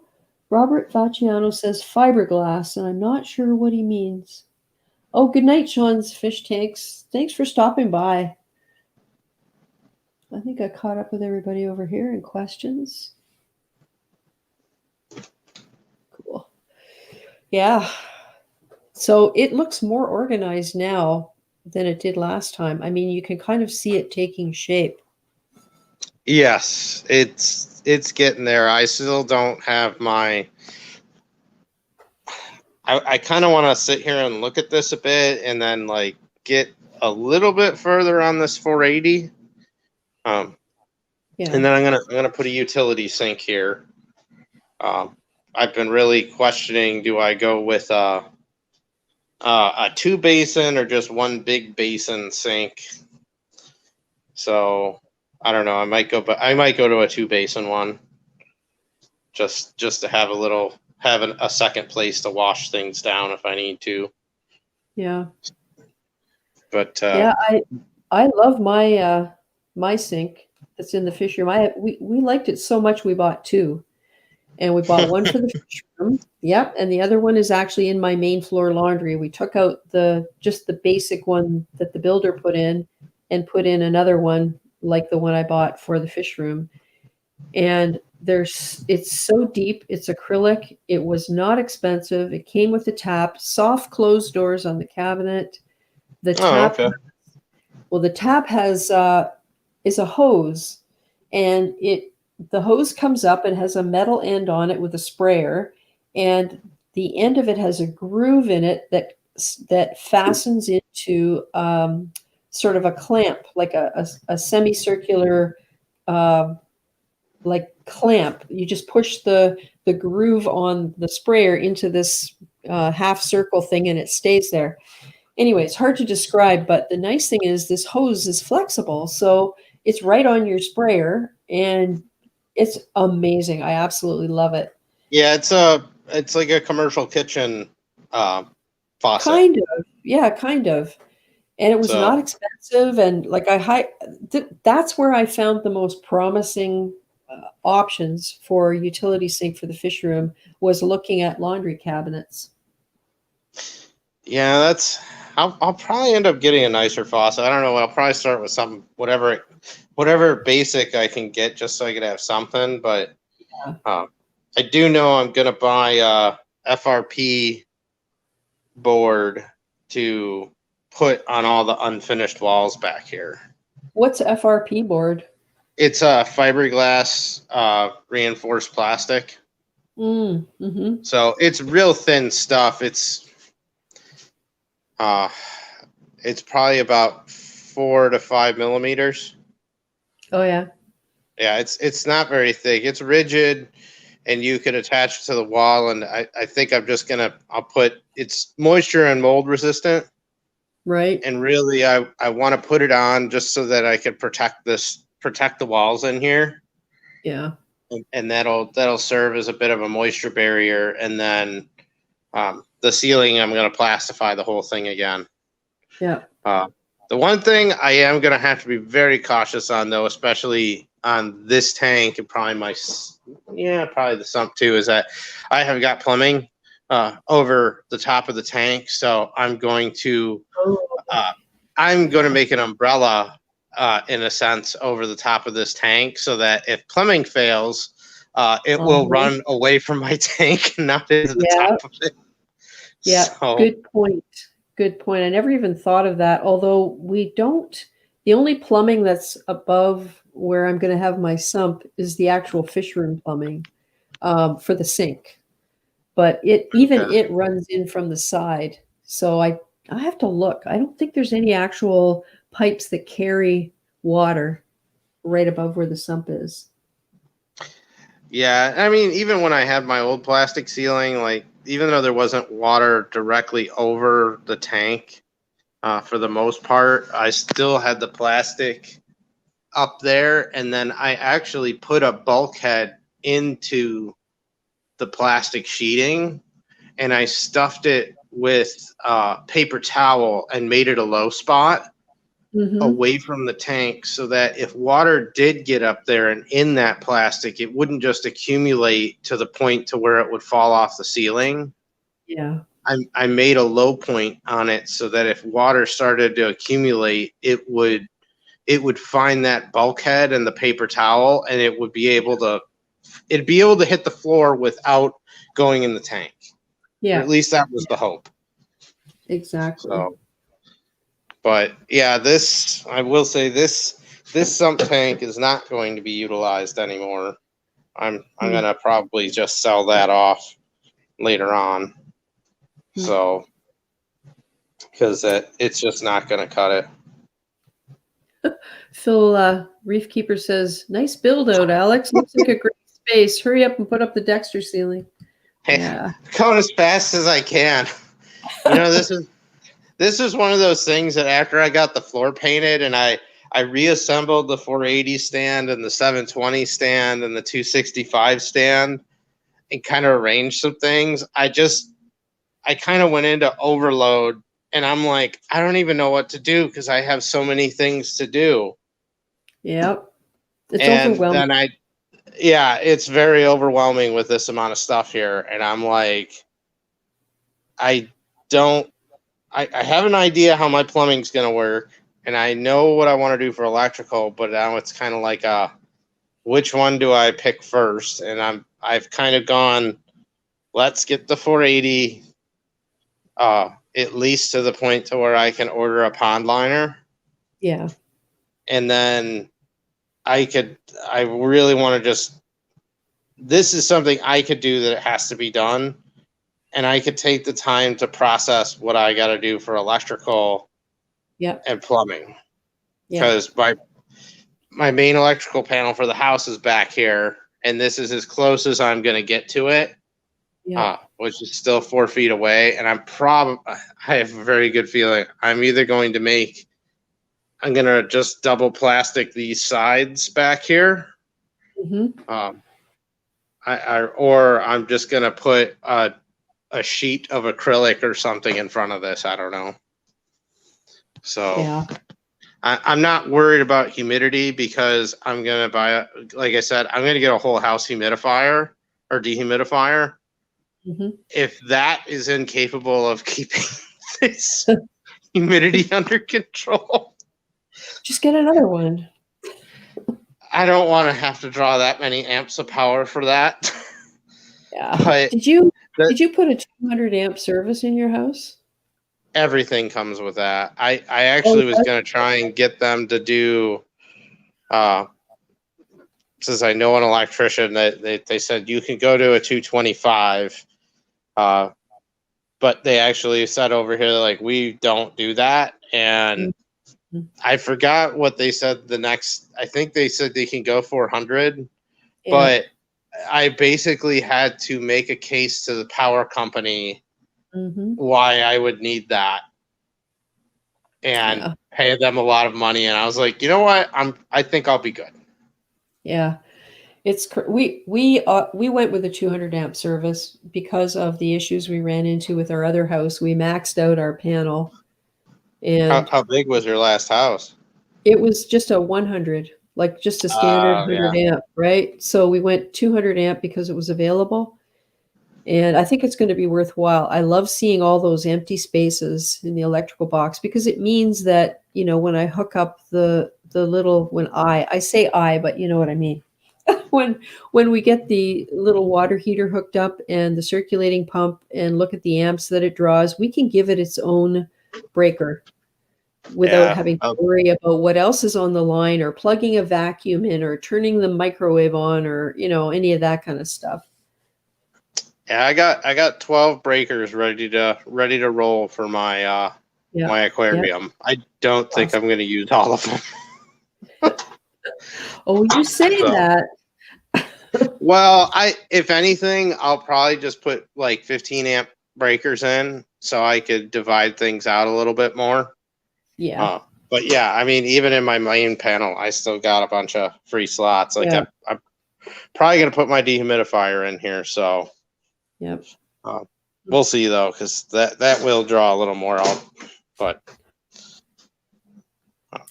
yeah, hey, it looks like it's like you've really made a lot of progress since the last time we saw it. Yeah, it's gonna be a little bit of time, but it'll get done. Yeah, probably faster than what I think, because if I can once I get this done and I get it hooked up to the 265 and I get it running, that's where I could like take a little bit of a breather. Mm-hmm. Because the 720 and the 150 and the extra sump in here, those will be things that I can, you know, the 720 will probably go really fast because I already have the frame for it. I just need to build a front frame and then line it with plywood and then, you know, put it all together, and it won't be a pleasant experience moving the glass into it, but yeah, that I might actually, now that's giving me an idea on how to move my glass. See, I got these crazy engineering ideas too, because the sheets of glass that I will need for my next display tank will be large, like these pieces. Mm-hmm. I have to move them down a tiered staircase, which is good and bad because I have a very high ceiling, so the height of the glass is not going to be an issue. Mm-hmm. It's just going to be taking it down the steps, positioning it, and then taking it down the final way. And just the weight of it. I think I am going to build a frame with a track and pulleys and suction cups so that I could basically get compound pulleys and allow anyone, like even, you know, make it easy for my wife to even pull up on one of the pieces of glass. Yep. So nobody's got to like bust their back or anything. We could do it slowly and gently and move each sheet down. And I'm kind of thinking that I can't throw this piece of glass, or I can't throw this tank on its front face anymore because of how it's being built. So the glass will have to physically be lifted over and down in place. So this might be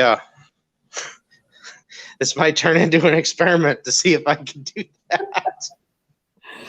Block and tackle time. Yep. I'm already seeing the start of this idea go to and I can already hear my wife go, "What are we doing again?" Yeah. Oh boy. So. Oh, hey, Eric Woody. I think if you mean a unicorn tang, I love those things. Am I right, Alex, in thinking that Flamingi tangs eventually, when they're mature and have the right environment, they do develop the horn on the front of their head? They get a little bit of a bulge, but they don't get a full-out horn. So the unicorn tang's a totally separate species, but it's an Acanthurus tang?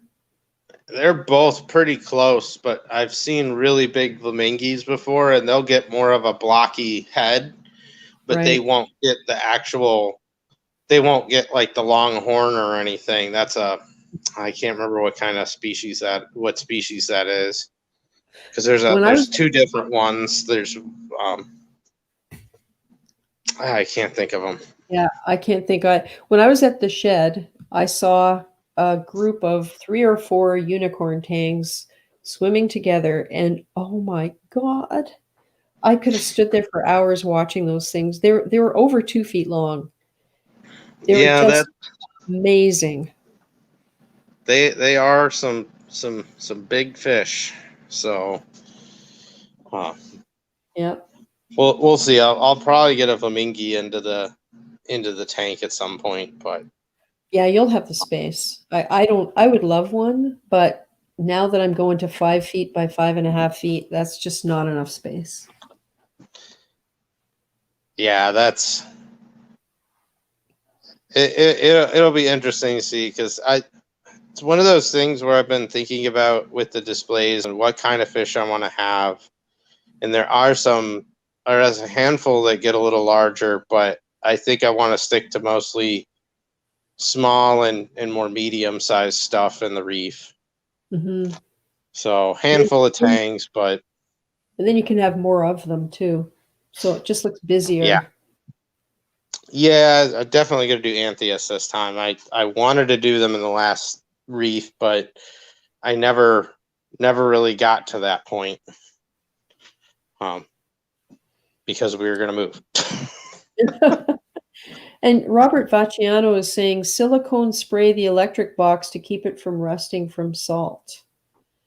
Well, that's an interesting thing. And I wonder if you could do that. That's one of those things where that's why I'm kind of thinking that there really shouldn't be salt spray going on in this room. Just because, like, my prior fish room, like, I did a lot to make sure that there wasn't salt spray, and it actually stayed down very low, and the primary cause of it was the protein skimmer and the overflows.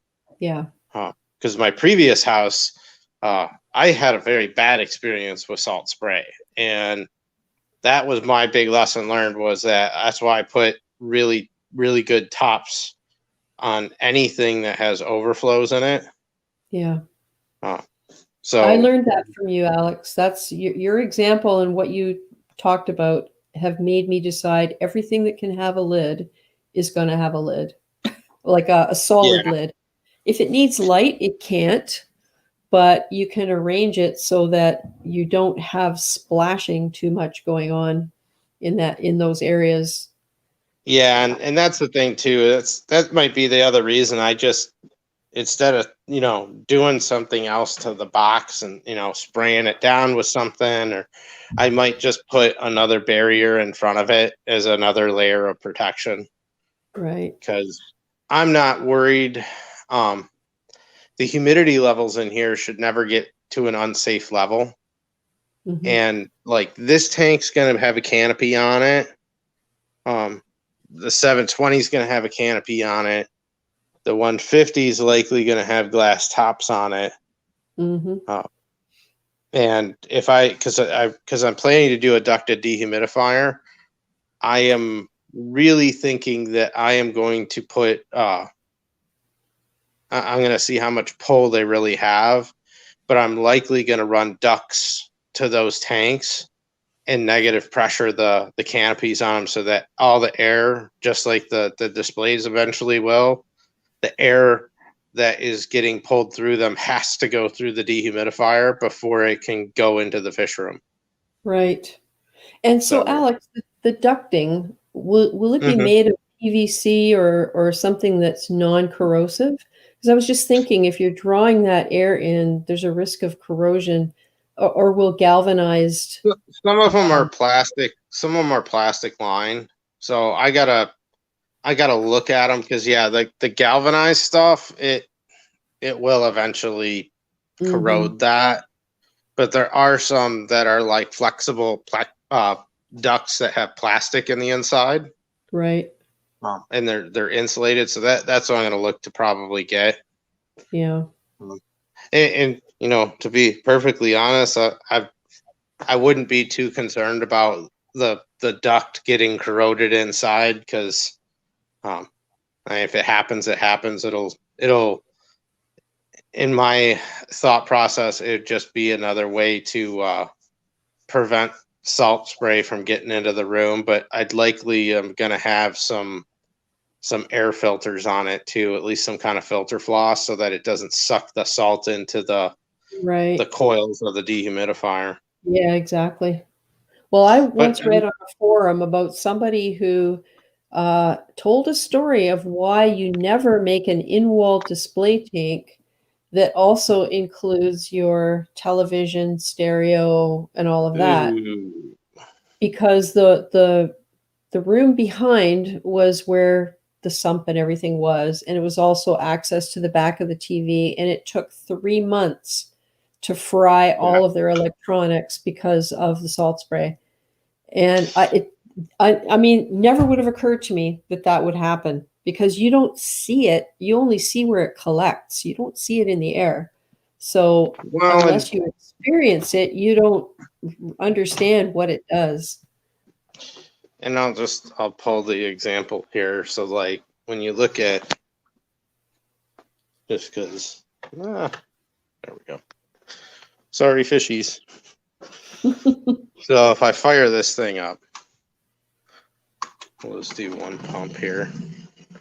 You know, right now there's no salt spray coming up because there's nothing to get the salt in the air. Right. It doesn't evaporate. And for anyone that's not familiar with salt spray, and this is part of the reason I'm not running this like it was in my townhouse, because I don't want tops on this. I want to keep it open so the light's there. Yep. But this right here, let me see. Let's see if we could do science experiments. I don't know how well this will show up on camera, but you'll see all those tiny little drops starting to pop out. Yep. And all of the micro bubbles that are coming off of this, they all make a fine mist. And you see on the cord here. Yep. Yep, exactly. And that stuff travels just in the normal air circulation in a room, of the furnace turning on and off, of doors opening and closing, walking by. It gets everywhere. My first tank with a basement sump, I had this exact skimmer running in there, and it was doing just what it is right now. And then the overflow from the first floor came down and did that. I had on my old basement wall, I had salt spray that was up about 3 feet.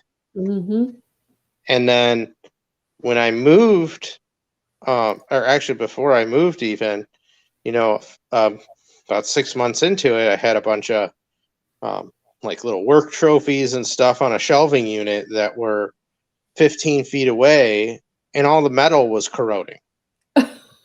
And everything had this slick, greasy, salty, sticky mix of dust and salt, and it ate a bunch of picture frames, metal parts, my computer that was down there when I moved to Illinois. It ended up, I had a couple failures on it, but part of the reason it probably failed is because the whole motherboard and a bunch of other parts on the graphics, they were all corroded. There was like physical corrosion you could see, and that was, you know, it was just a lesson learned, because I was like, well, I never really, you know, had this problem before, but I never really had a tank that way. So, and that's why I'll run this for a little bit, but you know, there's already salt on here, and it doesn't have to run much. There's 5 fish in here, and It ran for like a week and a, well, 2 weeks without a skimmer. It's fine. Yeah. So yeah, I've got my skimmer on the holding tank now set up to run for about 5 hours in the middle of the night, and it barely pulls any skimmate, so that's good. So it's skimming dry, and whatever it pulls, the foam comes out the little hole in the top of the lid, and by the time I get to it the next day, it's been shut off long enough that it's all dried up. And that's all it needs. And it is really minimizing the amount of crud that builds up along the rim of the tank. yeah, and I mean, my display tanks in my last house, I had some salt that accumulated on like the canopy panels, and really that was just from fish splashing when they were eating.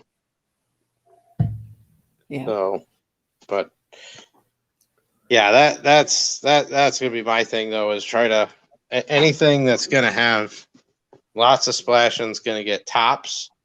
Yep. Or it's going to be negative pressure to make sure that humidity stays, goes to the dehumidifier first. Mm-hmm. So, but no, but I'll dexter the ceiling, and I'll probably dexter a bunch of stuff. So just so that it's done. And it's not going to be something I got to worry about. So do you have any concerns about sourcing the plastic and everything right now with, the way stuff seems to be hard to get? No, because plastic, just standard 6 mil plastic sheeting that I use for the ceiling, that stuff's pretty common. Mm-hmm. And honestly, I don't even have to go with something that heavy, but I just do it because if you tear it or accidentally cut it or need to cut it to get to something, it's very easy to repair it with a good tape. Right. And it holds, where like this really thin stuff, it's not as easy to work with. Yeah. So it's good for little backdrops like this, but not the ultra heavy stuff. So, but yeah, so wow. No, it's gonna be lots of fun here in the next few weeks, and I can't wait to clean this tank. This is gonna be a lot of fun. Oh, yeah. This thing got the most minimal cleaning job as I could, where the detritus dried in place. There was no time to deal with it the right way. So no, sometimes your priorities have to be with the livestock, and then everything else as and when, right? Yep. And then, once I'm just going to be looking so forward to getting everybody into this, just so that I can do more proper flow. I can set up the lighting better, and then I'm probably going to start. I heard the whole talk of like curing rock and stuff, and I'll probably throw a few more pieces in, just to kind of fill these tanks out. But so much of what I have, I need to like. Oh, it's gonna be challenging, because when I get my displays built, I'm likely gonna aquascape it before I fill them. Mm-hmm. And if I do that, I just won't physically have the space to cure all the rock. So I'll likely just set it in there, and then it'll probably get cured in the displays, because it's going to be filled up with fresh water for probably a couple of months before I put salt in it. Yeah. Yeah, that's the hard sort of chicken and egg thing, because my plan is to go modular with the new aquascape, because that works so well with the Red Sea tank, where I just basically, it was made out of 7 major pieces that all came apart again when I had to move it. And even with the new tank, it's only going to be 21 inches high, the glass, and I want the water level to finish off at about 19.5 inches, and that's from the bottom. So if you take sand and add it, pieces of rock that I'm going to be making will not be very big. So my hope is that I'll be able to have them in just regular Rubbermaid roughneck totes with salt water and heaters and power heads, and just maybe have 3 or 4 totes of rocks that when the tank is full, I can just pull them out and put them in the tank where I want them to go. So little chance, or there might be a little bit of die off, but there shouldn't be too awfully much. And so that'll make it worthwhile doing the curing ahead of time, because I don't think there's any chance I'll be able to aquascape in the tank. I just, I would much rather create the pieces that I know I want and just set them in place. And then that way I know everything's stable, nothing's going to fall over. It's all supported. It's all well cemented together, and less risky. And I've been really. Let me flip this back here.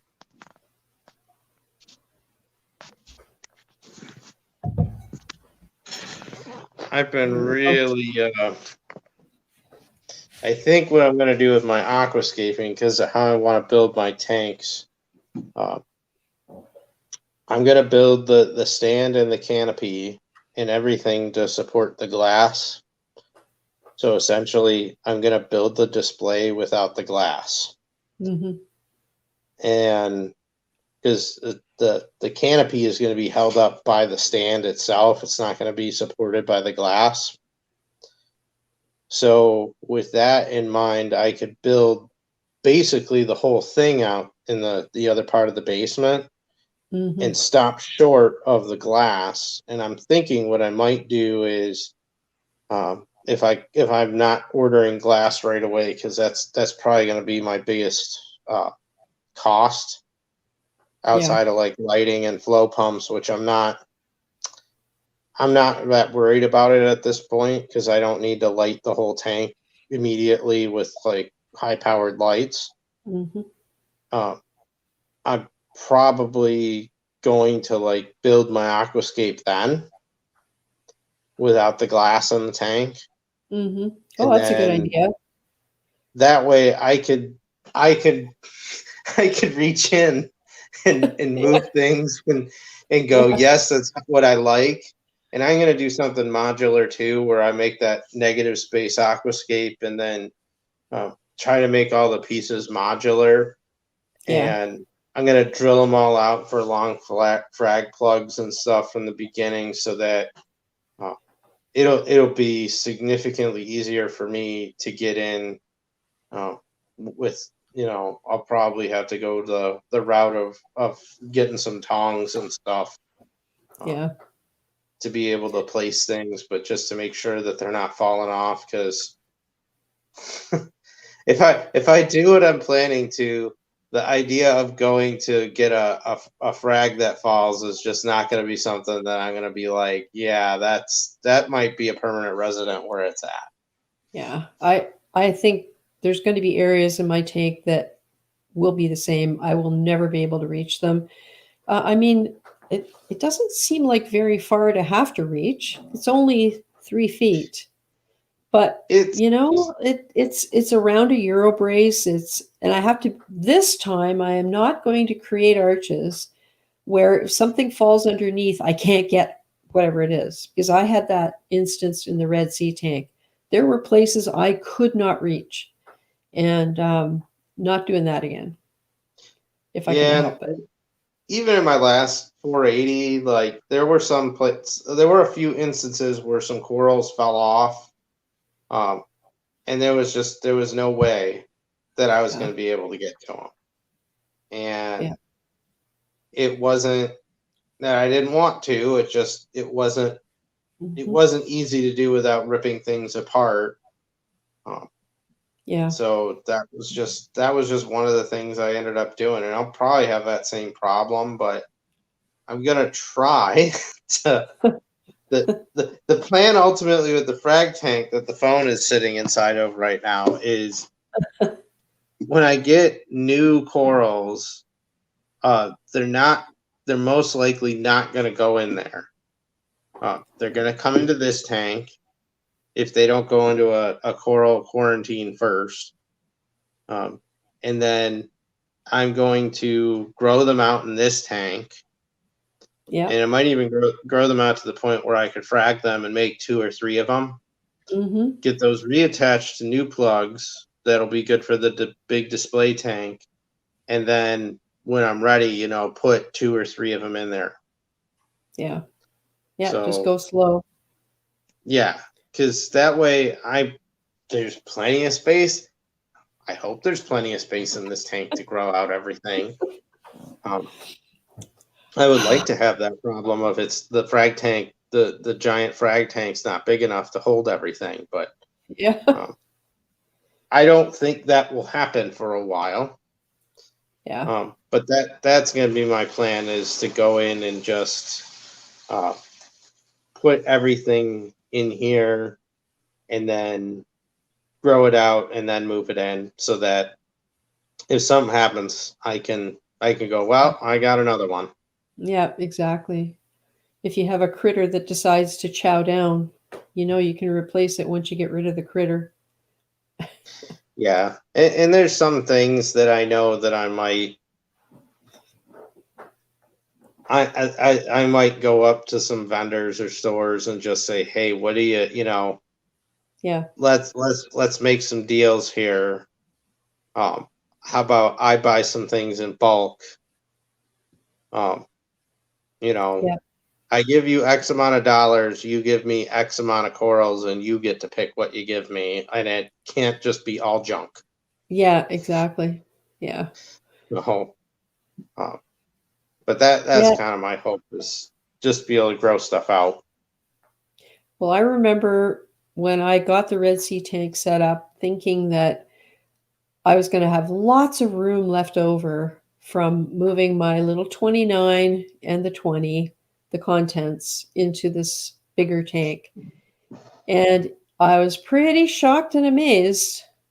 By the time I was done moving everything, there was not a lot of what I would call huge amounts of space to put other stuff, other than what I had planned for, which was to put Acropora up on the pillars and stuff like that.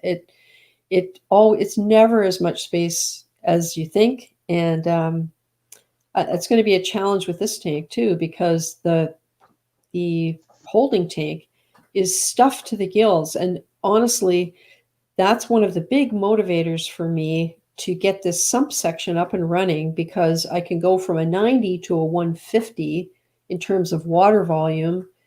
It has a more square footprint, so I can spread everything out. And my Cinerinas they're not doing as well as I would like. They still puff up, they still look good, but when I look back at pictures before the move, they were huge. And now they're not. They're not dying back. They're not changing color. They're just not opening up because they don't have the space. So that's really a motivator for me. Because I don't want them to reach that tipping point where it becomes an issue, where the tissue that's folded underneath starts to go necrotic because it can't get the flow. It can't puff itself up. I don't think it's there yet. But it kind of worries me when I look at it and I see that there's so much folded underneath that just isn't getting flow, isn't getting light, Yeah. Yeah, and that's, well, I know the feeling, because even my tank, there's some things I'm like, some things that they just didn't do well, and there's some things I'm looking at. Well, now the elk's correct. I'm like, well, they're going to look better. It's just going to take time, but. Yeah. It's kind of, that's a lot of my motivation on this too, is try to get it done as quick as I can. Yep. So that I can get everything back into what I would call a normal aquarium setting. Yeah. That way I can go, all right, it's on a normal system with an ATO and a skimmer that I like, and and the lights are right. Yeah, I can control the lighting better. And you don't have to put power heads on the front glass aiming sideways and down to get that Goniopora moving. Yeah, and I could have my UV sterilizer hooked back up again once I get my parts for it. Things like that where I just want to be able to go, let's get some semblance of normal back in this thing. And then as I get the 720 online, I'll get that running. And then I get the 150 in there. I'll get that online as well. So hold on one second. Hey, Malcolm's Reef. Glad you made it. And Eric Woody, does brown algae feed urchins because it's all over the glass of my tank? I don't honestly know whether brown algae just looks brown because of the light. Because I've noticed that in my tanks. In some lights, the green algae looks brown. But I don't know. What do you think, Alex? Urchins on glass eating brown algae? Yeah, if it's algae, they'll eat it. Yeah, they won't strip it clean. It'll be patterned, but I gotta go for 1 minute. I will be right back. No problem. All right, I'll make myself solo here. Okay. Yeah, so we still have 24 people watching. This is pretty awesome. I don't know if I have a couple pictures here to show you of things. Oh yeah, here we go. I'll show you this. This is the 2 water containers that we picked up today. These are 50 gallons, although it says 65. I don't know what the deal is with that, but 50 gallons each. And they're going to go on a rack in our basement right near the RODI container that we got that's 100 gallons. And these 2 are where I'm going to mix my salt water. We talked a lot about various ways to put plumbing in and do this and do that. And ultimately, we decided when the time comes to pump water out of these for a water change, I'm just going to drop in a maxi jet with a long hose, and I'm going to do it like that. And at some point, if I get sick and tired of doing that, then we'll look at options for doing plumbing or other kinds of things to make it a little bit less manual. So we picked up those. And I can show you a clip of what the holding tank looks like today.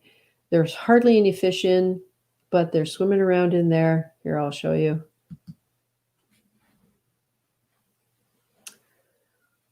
So this is today, and Stanley is removed. There's the green wrasse down front, making a nuisance of himself. Sparky the tang swimming around, the mollies. Every once in a while, the blenny comes out and swims around. So it's doing pretty well. I have to say, yeah. So there's that. I don't think I have anything else for you guys that's new and exciting. So I've told you about Stanley. Told you about the stock tanks. Oh, cement blocks.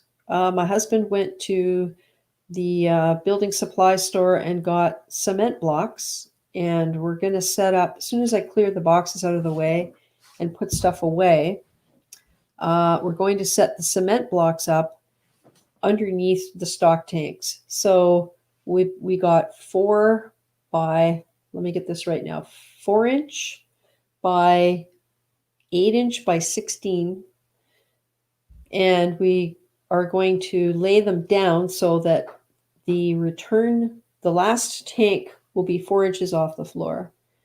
Then the next tank before that, upstream, will have 2 of those 4-inch blocks, so it'll be 8 inches off the floor. And then the next one upstream from that will be the 150, and we got the larger blocks that are actually 12 inches tall, I think. 10 or 12 inches. I can't remember, but it'll be another 2 to 4 inches above the 100 that's beside it. And then above that will be the overflow.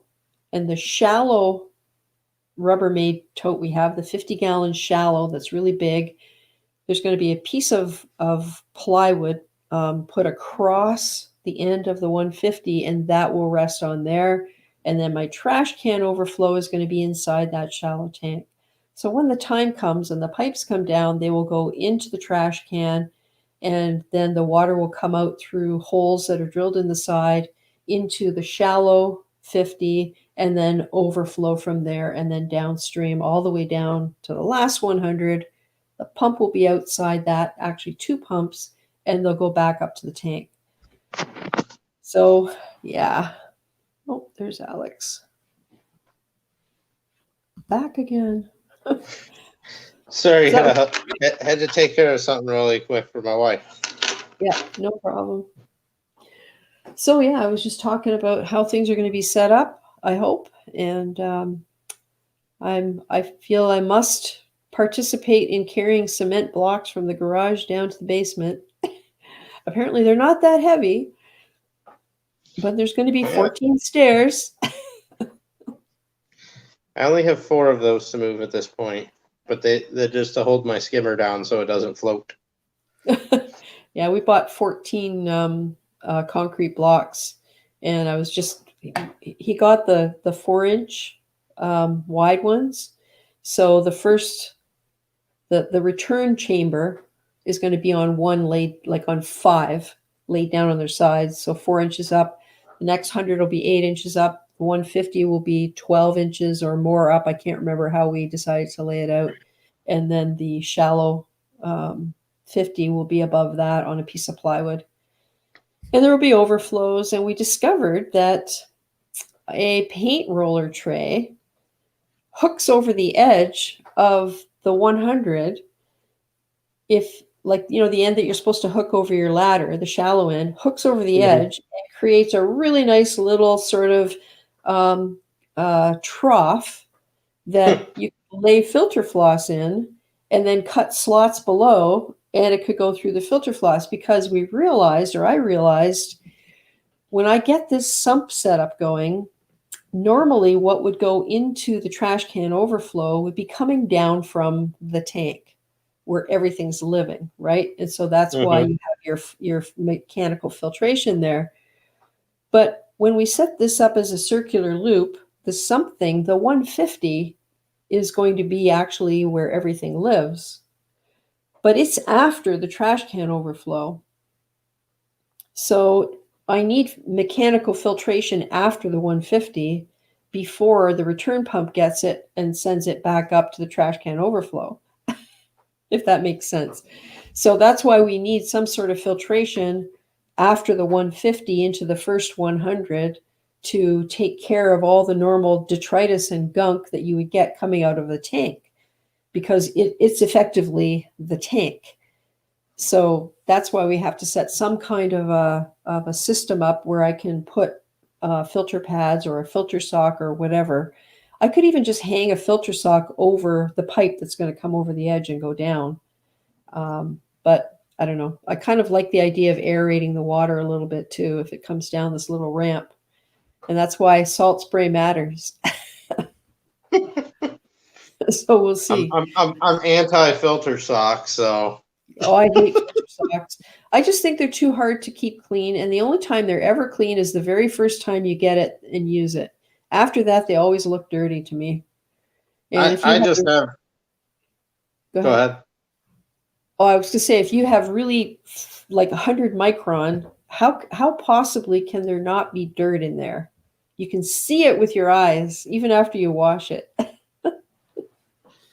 Yeah, I have more fun putting them in and just letting them sit there for 6 months or a year for fun. And then, you know, when people are like, you know, it's like just throwing that random post on Reef to Reef or something, or Instagram, be like, do you think I should change my filter socks? And then have a picture where there's like a golf ball sized sponge growing in it. Yeah. It's doing what it's supposed to. It's filtering. Right? They're great. I mean, technically, see, for when people are like, well, I have really low nitrates and I can't get my nitrates up, I'm like, well, why don't you just put some filter pads in and not change them? I was like, you'll have more nitrates than you know what to do with. Yeah. Yeah, it's true. No need to dose that. Yeah. Well, and the thing is, with filter pads, it's a great way to control the nitrates. You just got to keep them clean. If you have nitrates that are too high, you just yank them out and don't let them become nitrate factories. Johnny, so ReefGrrl, one sump for all your tanks, correct? Yeah, Johnny, I'm just going to have one tank, and the display tank is going to be upstairs, and all of those stock tanks that I'm using, basically each stock tank is the same as a chamber in a sump, because you can't put baffles in those things. They won't stick. There's nothing you can use to actually glue them onto the sides to make them operate or function as a baffle would in a sump. So instead, you just end up with each chamber being as if the transition from one stock tank to another stock tank is like the water going over a baffle. It's just in a separate container. So once I understood that, I thought, okay, I can see now how this could work. And the 150 is where I'll have, I don't know, chaetomorpha growing, and like a refugium area is probably once the tank is running upstairs and everything is on, like up and running. That's what the 150 will be. There's going to be 100 downstream from that, just a plain 100-gallon stock tank with nothing in it. And that's going to be plumbed so I can isolate it and do water changes from that 100. That 100 will be connected to a final 100 that's effectively like your return chamber. But that's where my coiled hose is going to be for radiant heating. And the pumps I'm using are going to be external pumps. So there won't be any pumps inside that final 100, just a coil of hose. At any point in any of these stock tanks, I can put rocks. So if I want to start curing rocks or seeding media or doing any of that kind of stuff, I can put that stuff in any one of those tanks at any point. If I want to grow chaeto algae up in the shallow 50 that's part of my trash can overflow, I just put it up there because that's where I'm planning to put a whole bunch of biomedia anyway. And I can just put the chaeto up there with a light over it. So like there's so many options when it comes to setting up this way. There's more than enough space to have a lot of ways of adding equipment. There will be a manifold. I keep forgetting about the manifold with a bunch of outlets where if I will probably run an algae scrubber down the road when I need it, UV sterilizer, whatever else, probably not the skimmer. The skimmer, I don't know whether I'm going to put it in the empty 100 or in the 150. I'm not really sure. We'll wait and see how I have things laid out and what the space is like, because it's a big skimmer. I'm hoping to get the Deltec 3000i and I had the 600i. So this thing is going to be big and take up a lot of space compared to what I had before. So there's a lot I don't know yet. And when you visualize something, it's seldom what you actually see when you get it. So yeah. Oh yeah, I can't wait to see it being built. Yeah, I'm doing my best to remember to grab clips of little things as we're going through the beginning of this. And we have a lot of long discussions, and I reach a point where I just don't want to talk about it anymore. It's like, no, I don't want to talk about it anymore. It's too much thinking. So yeah. So what do you? So when you get up tomorrow, Alex, what are you going to do? I have the feeling it's going to be another trip to Menards. So that I can. Is that like a lumber store? Yeah, it's like a Home Depot or a Lowe's. They just sell home improvement stuff. They tend to have a lot more in the way of oddball plumbing parts, and it's a little more hodgepodgey with what some of the stuff they have, because they have a lot more in the way of like finishing lumber and more specialty stuff, right? But it's a little closer than Home Depot is, so I'll go there. I think I'm just gonna get the 2-tub utility sink, and then I'm going to go buy the plumbing parts I need to rebuild what is shattered on my water storage tank, so I don't have another flood trying to fill it up again. So, because I had about 60 gallons in it, and I put that all into buckets when I painted the floor, and then I used most of that water to get the skimmer running in the temp tank.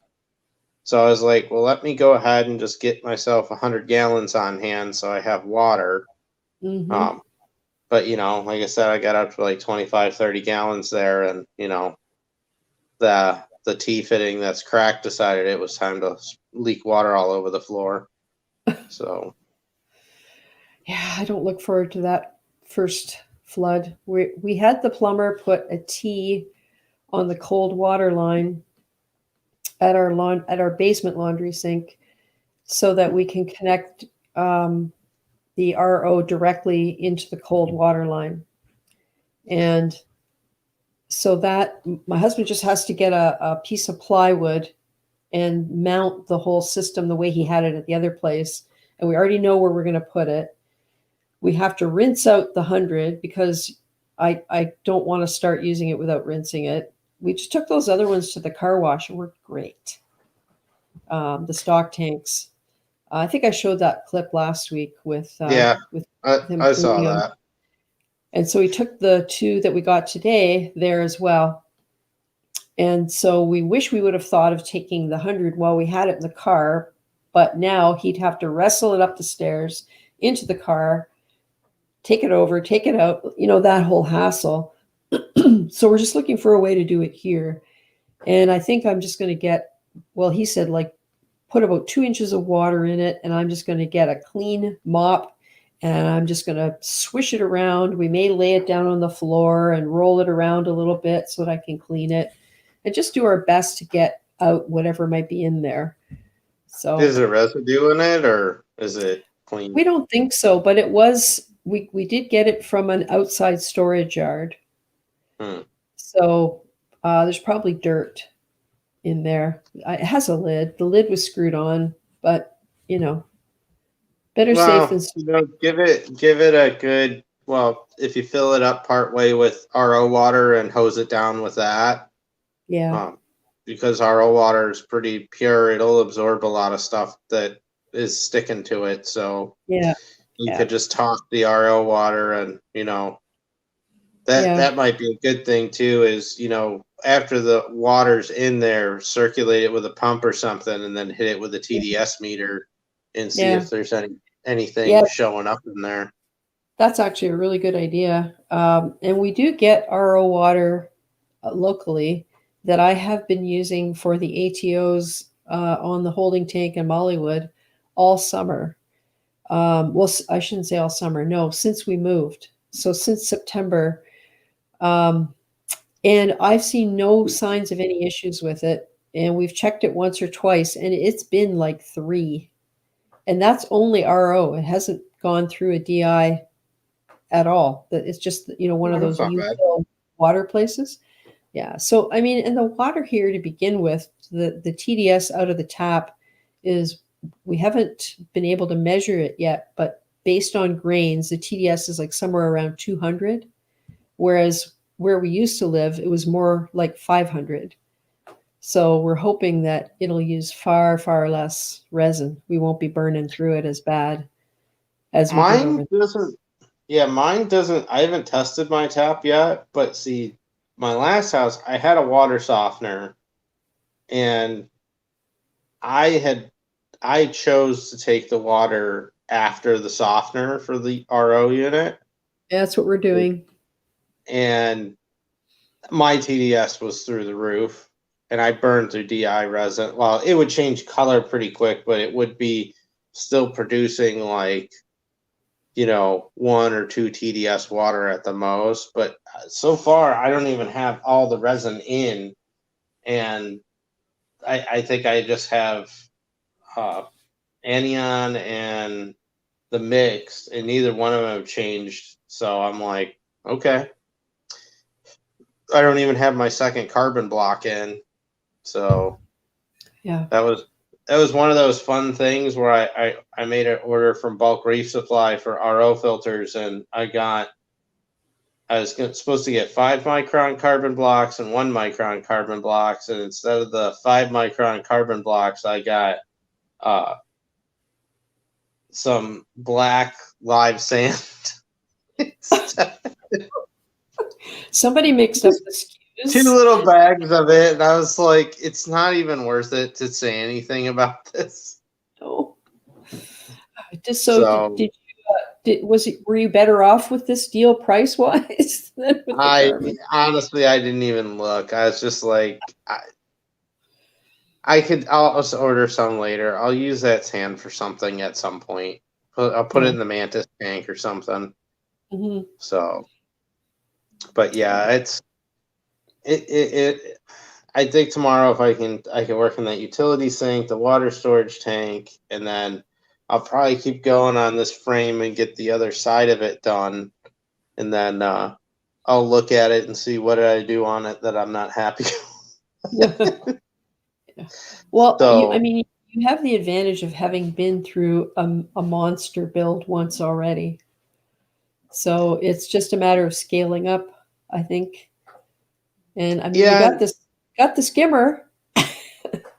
Yeah, and I'm gonna soup that skimmer up too. I got some plans for that thing, so I'm not gonna get rid of it. And I think my last system it performed well, but I think it was underperforming for what it could really do. Mm-hmm. And I'm thinking that I'm probably going to still keep 2 recirculation pumps on it, but I am considering adding a full-on air pump to it to not only have the recirculation, but also forcefully inject air in as well. Right. Because the one thing that, the reason I had, because I have an 8-inch skimmer neck, and you just need a lot of air pressure to push the foam up. Yeah. And that's why I had put a 3-inch basically a filler in there on the riser just so that it would help force the foam out. Yeah. But I figure if I'm going to lower it so gravity will have more of an effect on it, it'll be easier to control the water level in it. And to make sure all my drains are a little higher too, compared to the last tank. So that should help out with the gravity feed on it. And then the display tank too, once that's eventually done, that'll be the main feed for that skimmer. Mm-hmm. But I'm just going to do some temporary plumbing for the frag tank to start. Yeah.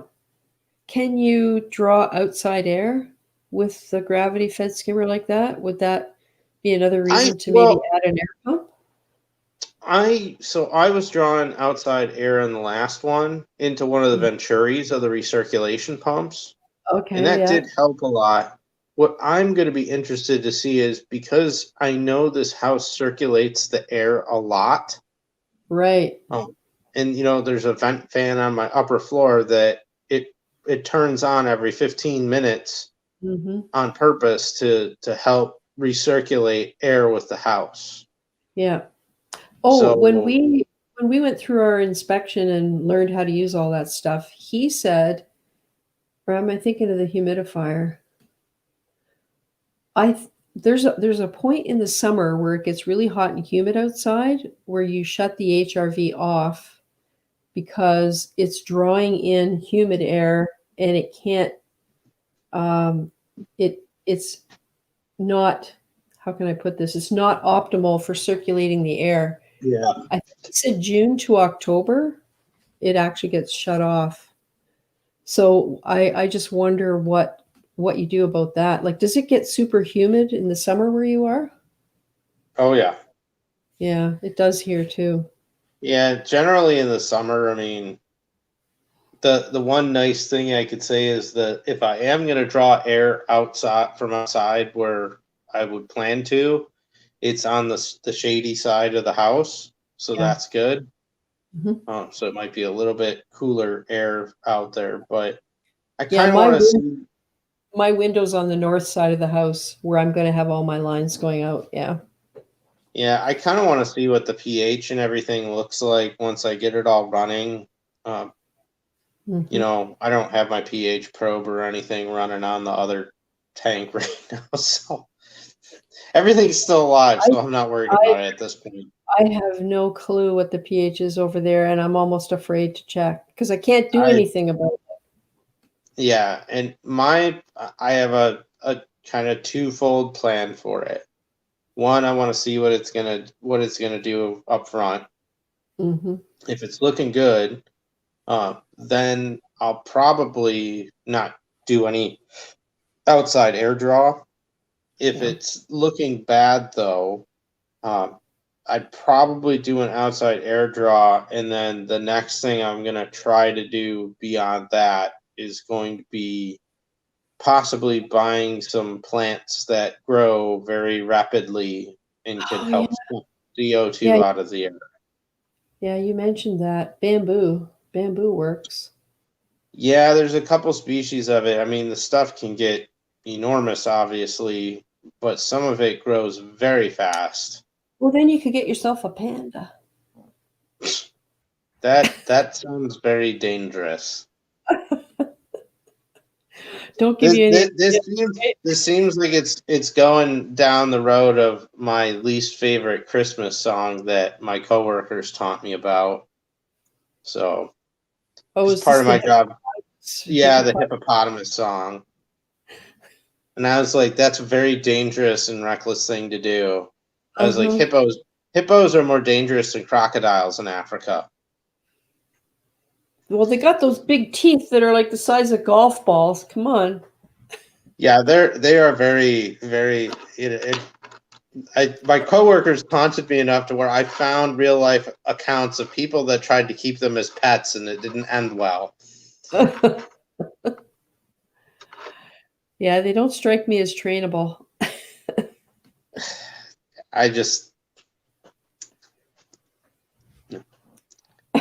I'll do without the panda. I'd be happy though if it sucks CO2 out of the air very well and helps raise my pH. I would be ecstatic if that happened.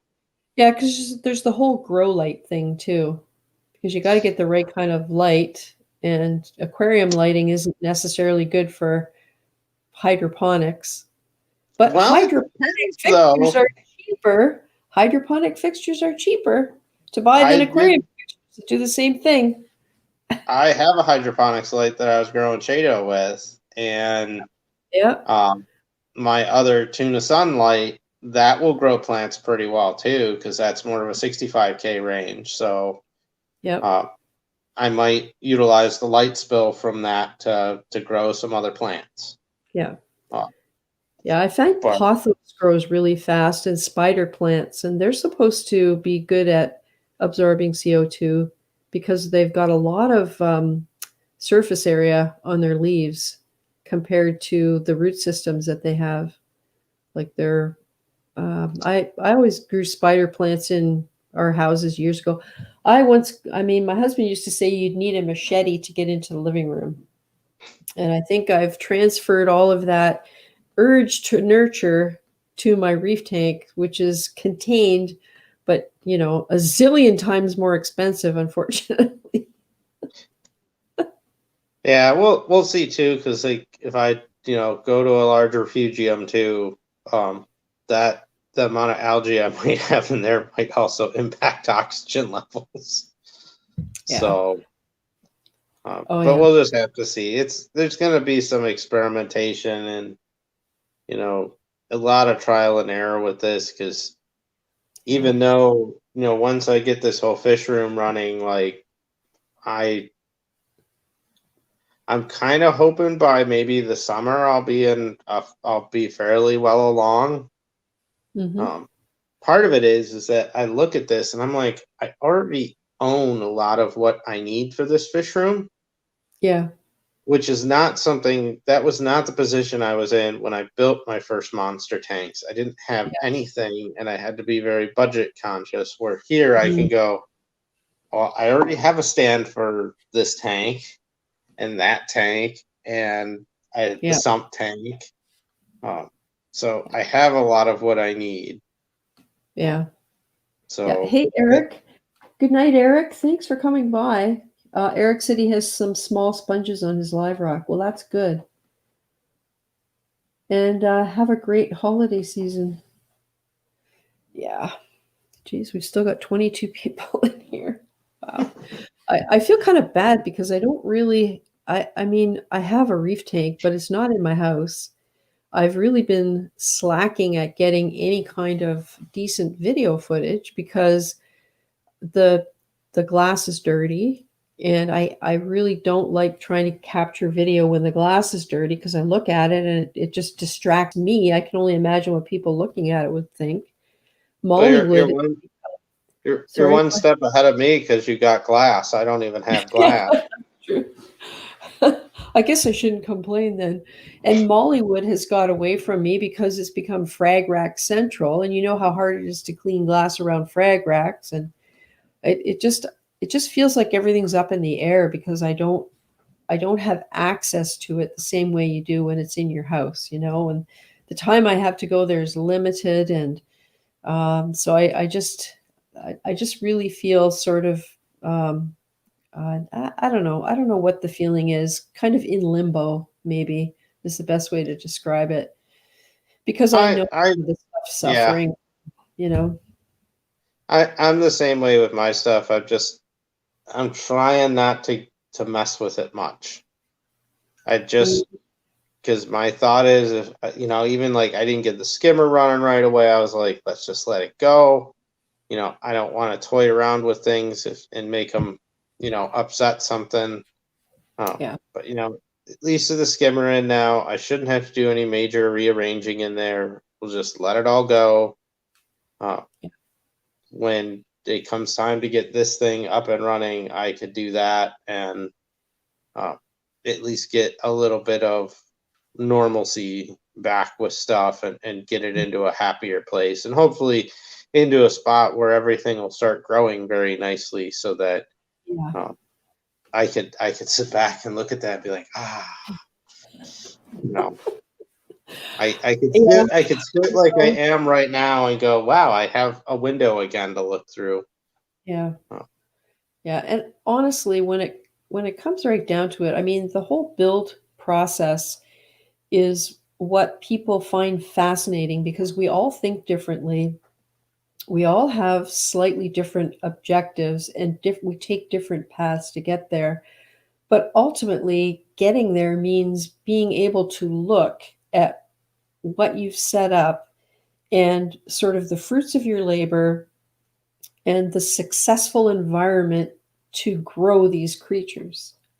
So when you're in the build process, everything you do is focused on creating that successful environment, and protecting your house. In the case of, a big build, you also have to make sure you don't do anything that's going to endanger where you live, right?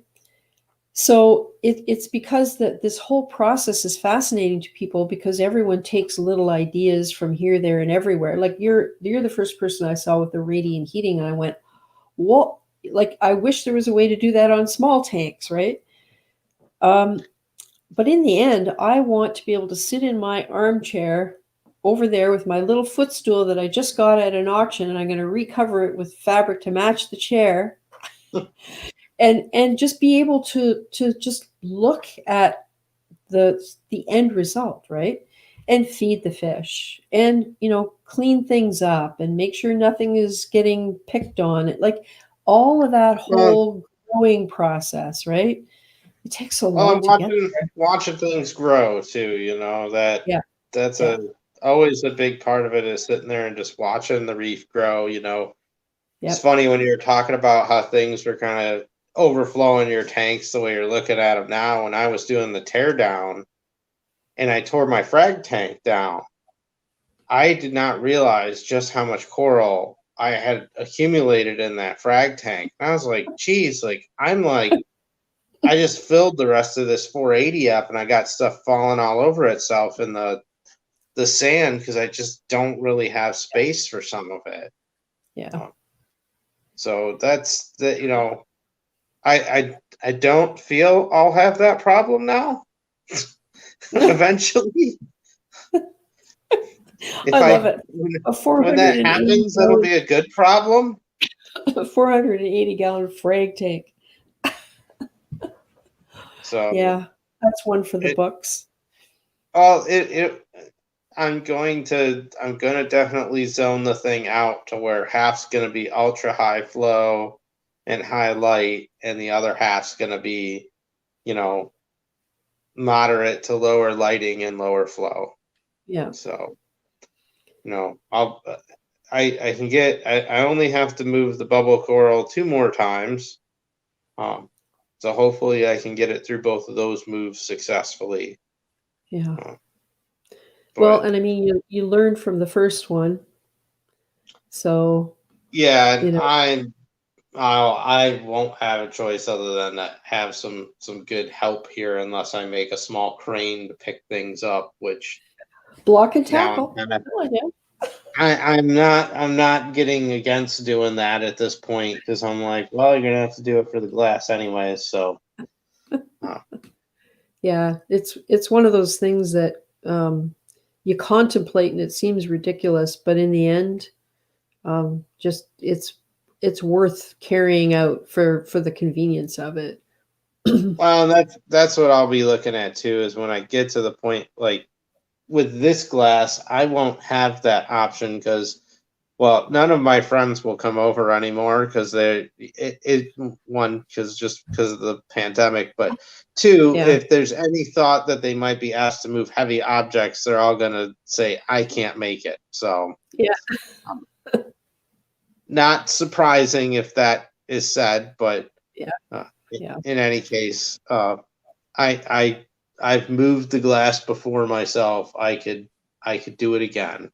Yeah. Well, this year we bought one of those fancy carts with the straps and everything on it. We never used to have one.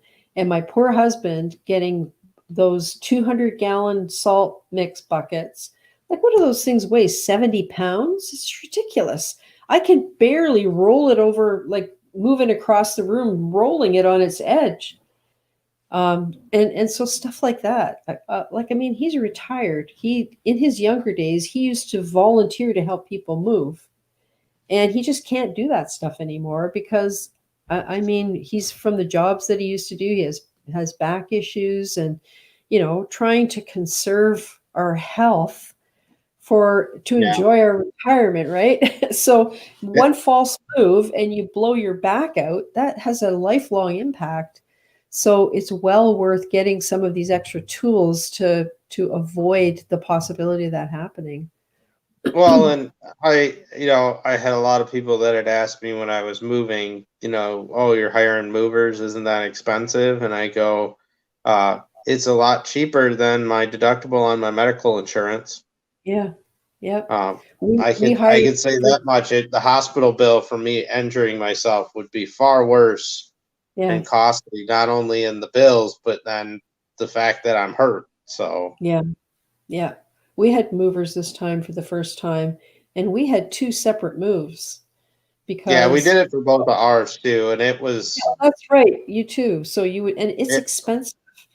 And our stuff in storage, we had our stuff in storage in a unit since last February, and it's like almost $200 a month for the size storage. I think we were in that, and then our temporary housing, that was that was more expensive than it's more expensive than our house payment. Especially since we have 2 dogs, so that added on top, and it was a short-term lease.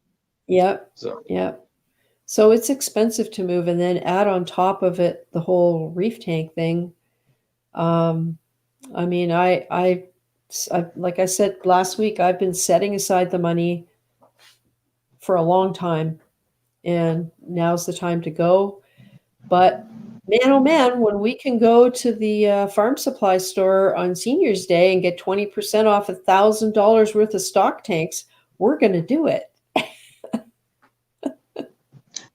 Yeah, I'm right now. I'm just sitting here going, well, what do I have to buy now? And a lot of the stuff I got is just small items. So Yeah. It'll all add up though. When I go to do plumbing, finally, I'm gonna be going, wow, it's a lot of plumbing I got to get there. So Lots of unions. I'm probably gonna buy more true union fall valves, but I have a whole bunch of them for my last bill. Oh, that's true. Yeah. I love them on my returns. I need to put them on my part of my drain system. Yeah. So that's more or less what I'm going to need them for is the return pump to be able to redirect that flow. Yep. And then I'm also going to need it so that I could isolate the lower sumps from each other. Yeah. Because I still haven't contemplated everything I want to do yet, because if I can isolate that, I could potentially use one of the sumps for water changes real easily. And then if I do those extra water storage tanks to just store water change water, those I would want to have valving on so that I could valve them for pump out and refill, and just to put them back in line in normal mode. So but a lot to think about. Yeah, I'm not sure exactly how I'm going to do that, or if I'm going to do it right away or make it a later one, because I think I'm going to have one return pump for the main tank. That'll be the Abyss. And then I'm thinking it'll probably be one or two more return pumps, smaller ones, to feed the auxiliary tanks. Yeah. So that way it's, the frag tank will have a return pump going to it, and then the 720 and the 150 will have something going to them. So So you've essentially taken your former system and moved that into a fish room as support for your new system. Oh, I love it. That's great. Awesome. Well, it was one of those things where I looked at it and I said, I already have the glass for the 480 and the 720, and I have the stands for them. And I have the sides, bracing sides for the big tank. I just didn't have them for the 480 because I cut that up. Yep. But we'll see too, because this is going to be a pond liner tank. So this will be a little bit of an experiment too, to make sure that it works. Yeah.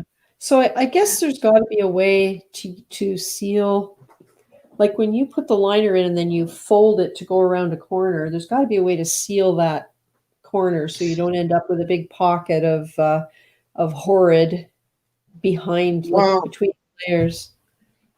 Well, from what I've been watching, that folding those corners in is not going to be, like, you should be able to do it really clean. And like I watched a pretty good video on it where they basically showed you kind of the origami almost to make it work. And it's just a matter of making sure, like, I'll probably do some corner reinforcement, possibly with an extra layer of pond liner, but I need to kind of look at it a bit, because the one product that they like to use has got some pretty strong highly flammable warnings on it, which tells me that it probably has a very high VOC, and I'm not sure I want to do that in my basement. No, and does it become inert once it's solidified and off gases, or are you going to be worrying about leaching? Well, it shouldn't be a leaching problem, because they do use it for ponds with fish and stuff. So, but that's one of those things I got to think about, is like, how is that going to be And then I'm not that concerned about the seal for the glass. I put a little piece on. Where are we at? Yeah, because you painted your plywood tanks with something, right? That was the Yeah, sealant. Yeah, so right here I just took a small patch of, and I just used silicone one, so this isn't. So if I start pulling directly on it, I could pull it off. But that shouldn't really be a problem because the pond liner is going to be sandwiched between the glass and the side. Mm-hmm. So there shouldn't be any pull away from it. No, and because laterally, you'll have water pressure on it eventually too, right? well, water pressure should help push it together. And I'll do just what I did before, and I'll probably put some spacers on the glass so I can ensure that I have a good thick seal. But trying to pull this sideways, it's not moving. Mm. And it shouldn't ever be a point where it's getting yanked directly. Mm-hmm. And I got to see too, because like I said, this is just standard silicone, and I didn't sand this or do anything to it to prep it. I just slapped it on. So, but it should work. I'll probably try some different adhesives and stuff and see if they work better, and then. But it's, I think of it, it's probably more effective than an acrylic seal with silicone. So, because that's a pure pressure bond there, and so in either case, I think that'll be good, and that'll be a good test for it too in this tank, because that'll tell me if it's gonna work before I go and mess with it in the other tank. Yeah. So baby steps. Yep, that's it. And then once I get that running and the 265, and I'll probably have a 4-inch drain line going along the floor, or close to the floor here. So, and then everything's gonna dump back into that. That perspective that you're showing right there, it looks huge. Like the room looks massive. I'm not even at the back of it, so. Yeah. So what's your square footage in there? Like floor space? The whole basement is close to 1,900 square feet. Wow. So I'd say, geez, I forgot what this is. I think it's just like 700 or 800 square feet in this utility space. Mm-hmm.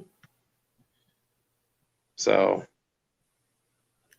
Yeah, that's big. 250, 500. Yeah, I think it's like 750 or 800 square feet in the utility space, and then the main basement's the majority of it.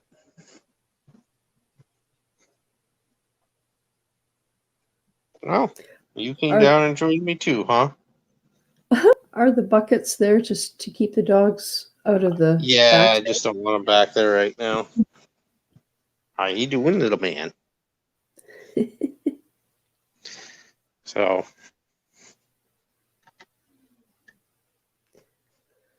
Well. But future display somewhere in here.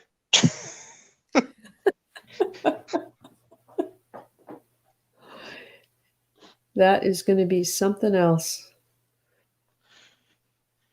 I am looking forward to it. So, but hey, if I can get to baby steps first, got to get the fish room running.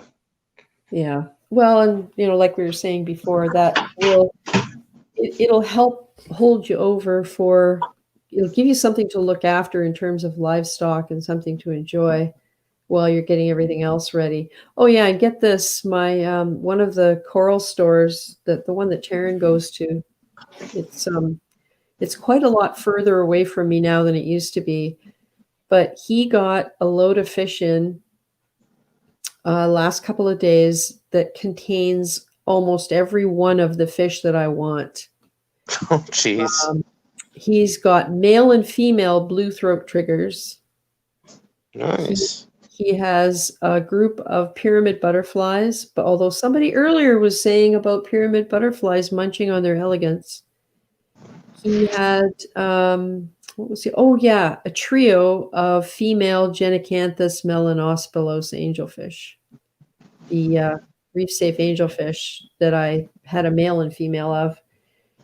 And I was this far away from phoning him and saying, can I have the trio of angelfish? Because I could put them in the 90, they could duke it out, and who knows, I might actually see a male emerge before I end up moving that stuff.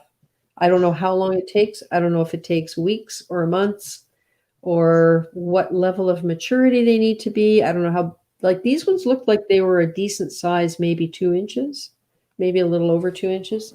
Like they weren't little tiny baby fish. And then I thought, no, because green wrasse is just trouble. And I actually said the word out loud and there's no way I would want to subject any new fish to being terrorized by him. So I just figure, well, if I'm meant to get those fish, I will get those fish, and he will get more at some point. So anyway, I shouldn't read those newsletters, should I?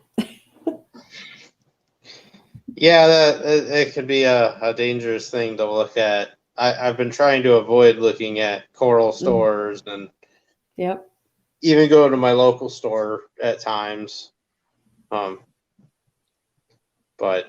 yeah, we'll see. Yeah.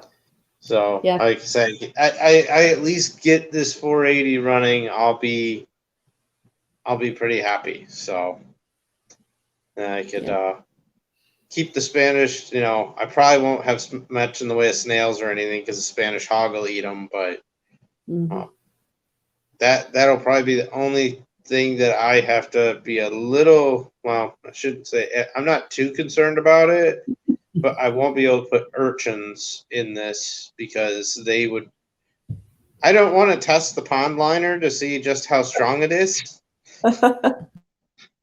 Because I've seen sea urchins bore through pond armor into the plywood side of a tank before. Oh, so boy. I'd really not like to test let's see if they'll chew through a pond liner. So should I be worrying about bringing my urchin over into a poly, whatever it is? No, that stuff's too strong. L something. Even if they chew a little bit, it's not. They can't just bore into it deep enough in a short enough amount of time. Like there was some of the plywood tank not too long ago in Reef to Reef that they actually had a rock boring urchin, and it did chew through the pond armor and into the plywood side of the tank. Below the water line too, so they had to do some repair work. But it was just one of those weird things, and it's like, well, a pond liner is very thick and tough, but for something like a sea urchin, I'm sure they could chew through it because they're little grinders. Yeah. So Phil is saying he hopes you don't have any setbacks with the bowing and stand reinforcement you had to do on the last build. Yeah, I remember that. I have the exact same bracing from the 720, so there won't be bowing issues with that.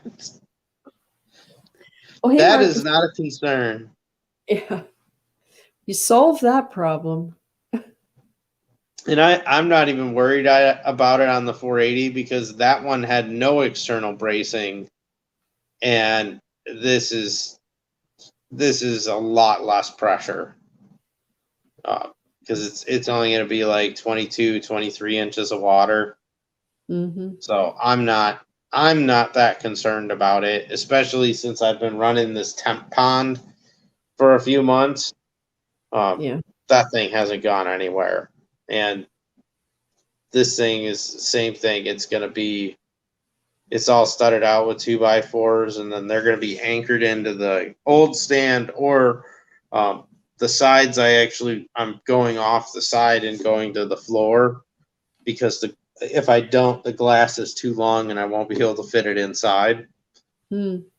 So, and then I'm gonna line the sides of this one with 1/2 inch, and then it's probably gonna have. I'm thinking I might do like it's either gonna be the felt liner or what the heck. It's either going to be felt liner, or I might get some kind of styrofoam for the lining. I was going to say bubble wrap, like a bubble wrap on the brain from all the packing and moving. Yeah. And then it's just going to be a matter of fitting it in nicely and getting it sealed up. And then once I'm confident in that, I'll put the glass on it and I'll seal it up. And then I'm thinking I'm going to, once it's all sealed up and it's good, I'll probably do a test fill of it. One thing I'm contemplating right now sitting in front of this is that when I test fill it, I'm questioning whether or not I'll cut the pond liner off the front of the tank or not, or leave it there. So if you don't cut it off, though, you won't be able to see in, right? No, but I'd be able to see the other side of the glass from inside the tank. So if it fills up with water, then I know my seal.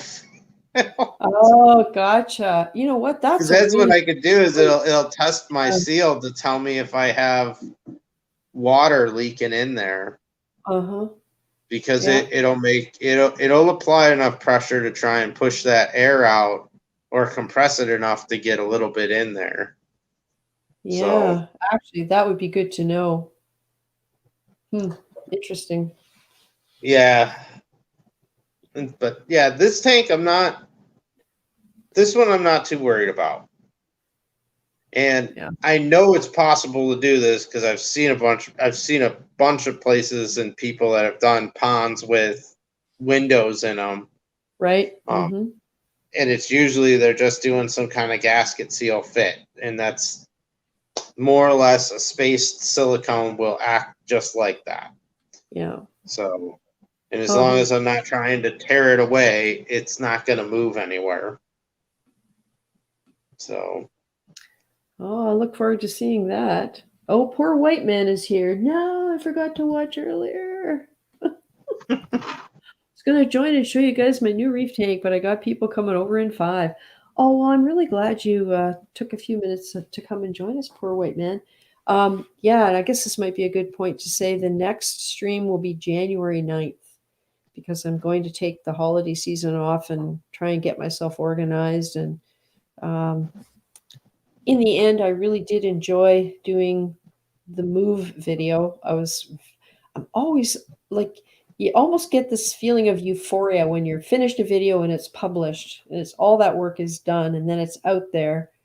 And I miss that because I used to do a lot of videos and I just haven't been able to get together the time. So over the holidays, I'm hoping to finalize some stuff I've got partially done. So yeah, so poor white man, January 9th. And who knows, at that point, I might have figured out how to do an afternoon stream to pick up some time zones around the world. And for people who are in places like Dubai and South Africa and places in Europe, so they don't have to be up in the middle of the night. Speaking of that, it's 12:14. Yeah, it is getting late, so I guess I should call it a night. We still have 23 people watching. I always feel bad because it's like it's always so interesting talking, especially to you, Alex, because you've got the stuff going on that's you have to wrap your head around it to figure it all out. Yeah, I'll have to make sure I do some fun stuff over the next, well, hopefully by the time the holiday break's done, I don't think I'll have a pond liner yet because I probably won't be able to get one shipped to me.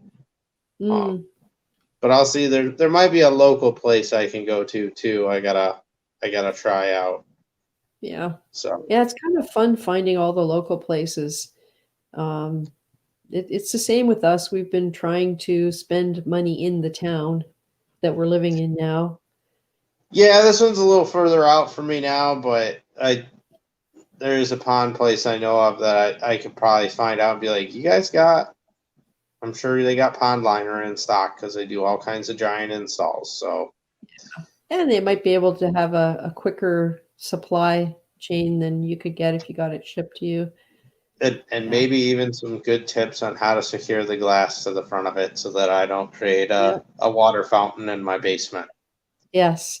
Well, that's the fun part for me of doing this build. People are interested.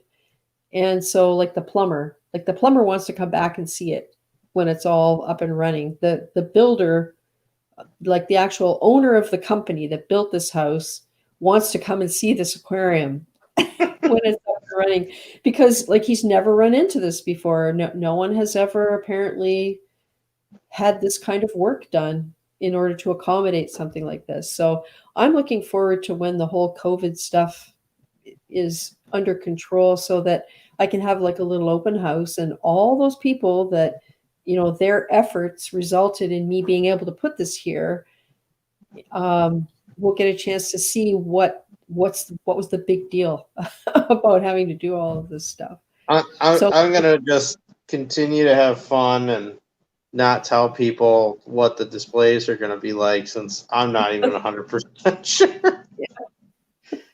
And even when I build them, I don't think I'm going to show them to anyone for a while. I'm going to. I seriously thought about when I do the video, for example, in the aquascape, just showing not showing the whole tank, just showing the bits, and like not revealing it until it's full of water and ready to go, I might do that, or just pull some smart moves where someone's like, "Come on, let us see the display," and I'll put the camera like an inch away from the corner of the glass, and be like, "Here it is." Exactly, macro shot. Yeah, like you can see, there's like sand in it. Yeah, that's right. Here's my hand. Yeah. So. Oh, hey, Johnny Martinez. Happy holiday. As always, great stream. Have some ideas on doing with my take. Thanks to you and Alex G. Thank you. Stay safe all. Thanks, Johnny. You too. And poor white man says, oh no, now he's got to get his tank perfect for January 9th. Yes, indeed. Awesome. All right. Well, thanks everybody for being here. And Alex, it's always great to talk to you. I love knowing what's going on with you. And thanks for having me, and have a happy holiday and a happy new year. You too. And all the best to everybody. Stay safe. And it's going to be tough this year, but you want to survive till next year. That's kind of what I'm keeping in my mind is I want to be around next year. So I'm going to be careful this year when it's most important. So, all right then. Good night. Good night. And good luck tomorrow. Thanks again. And thanks everybody. Thanks.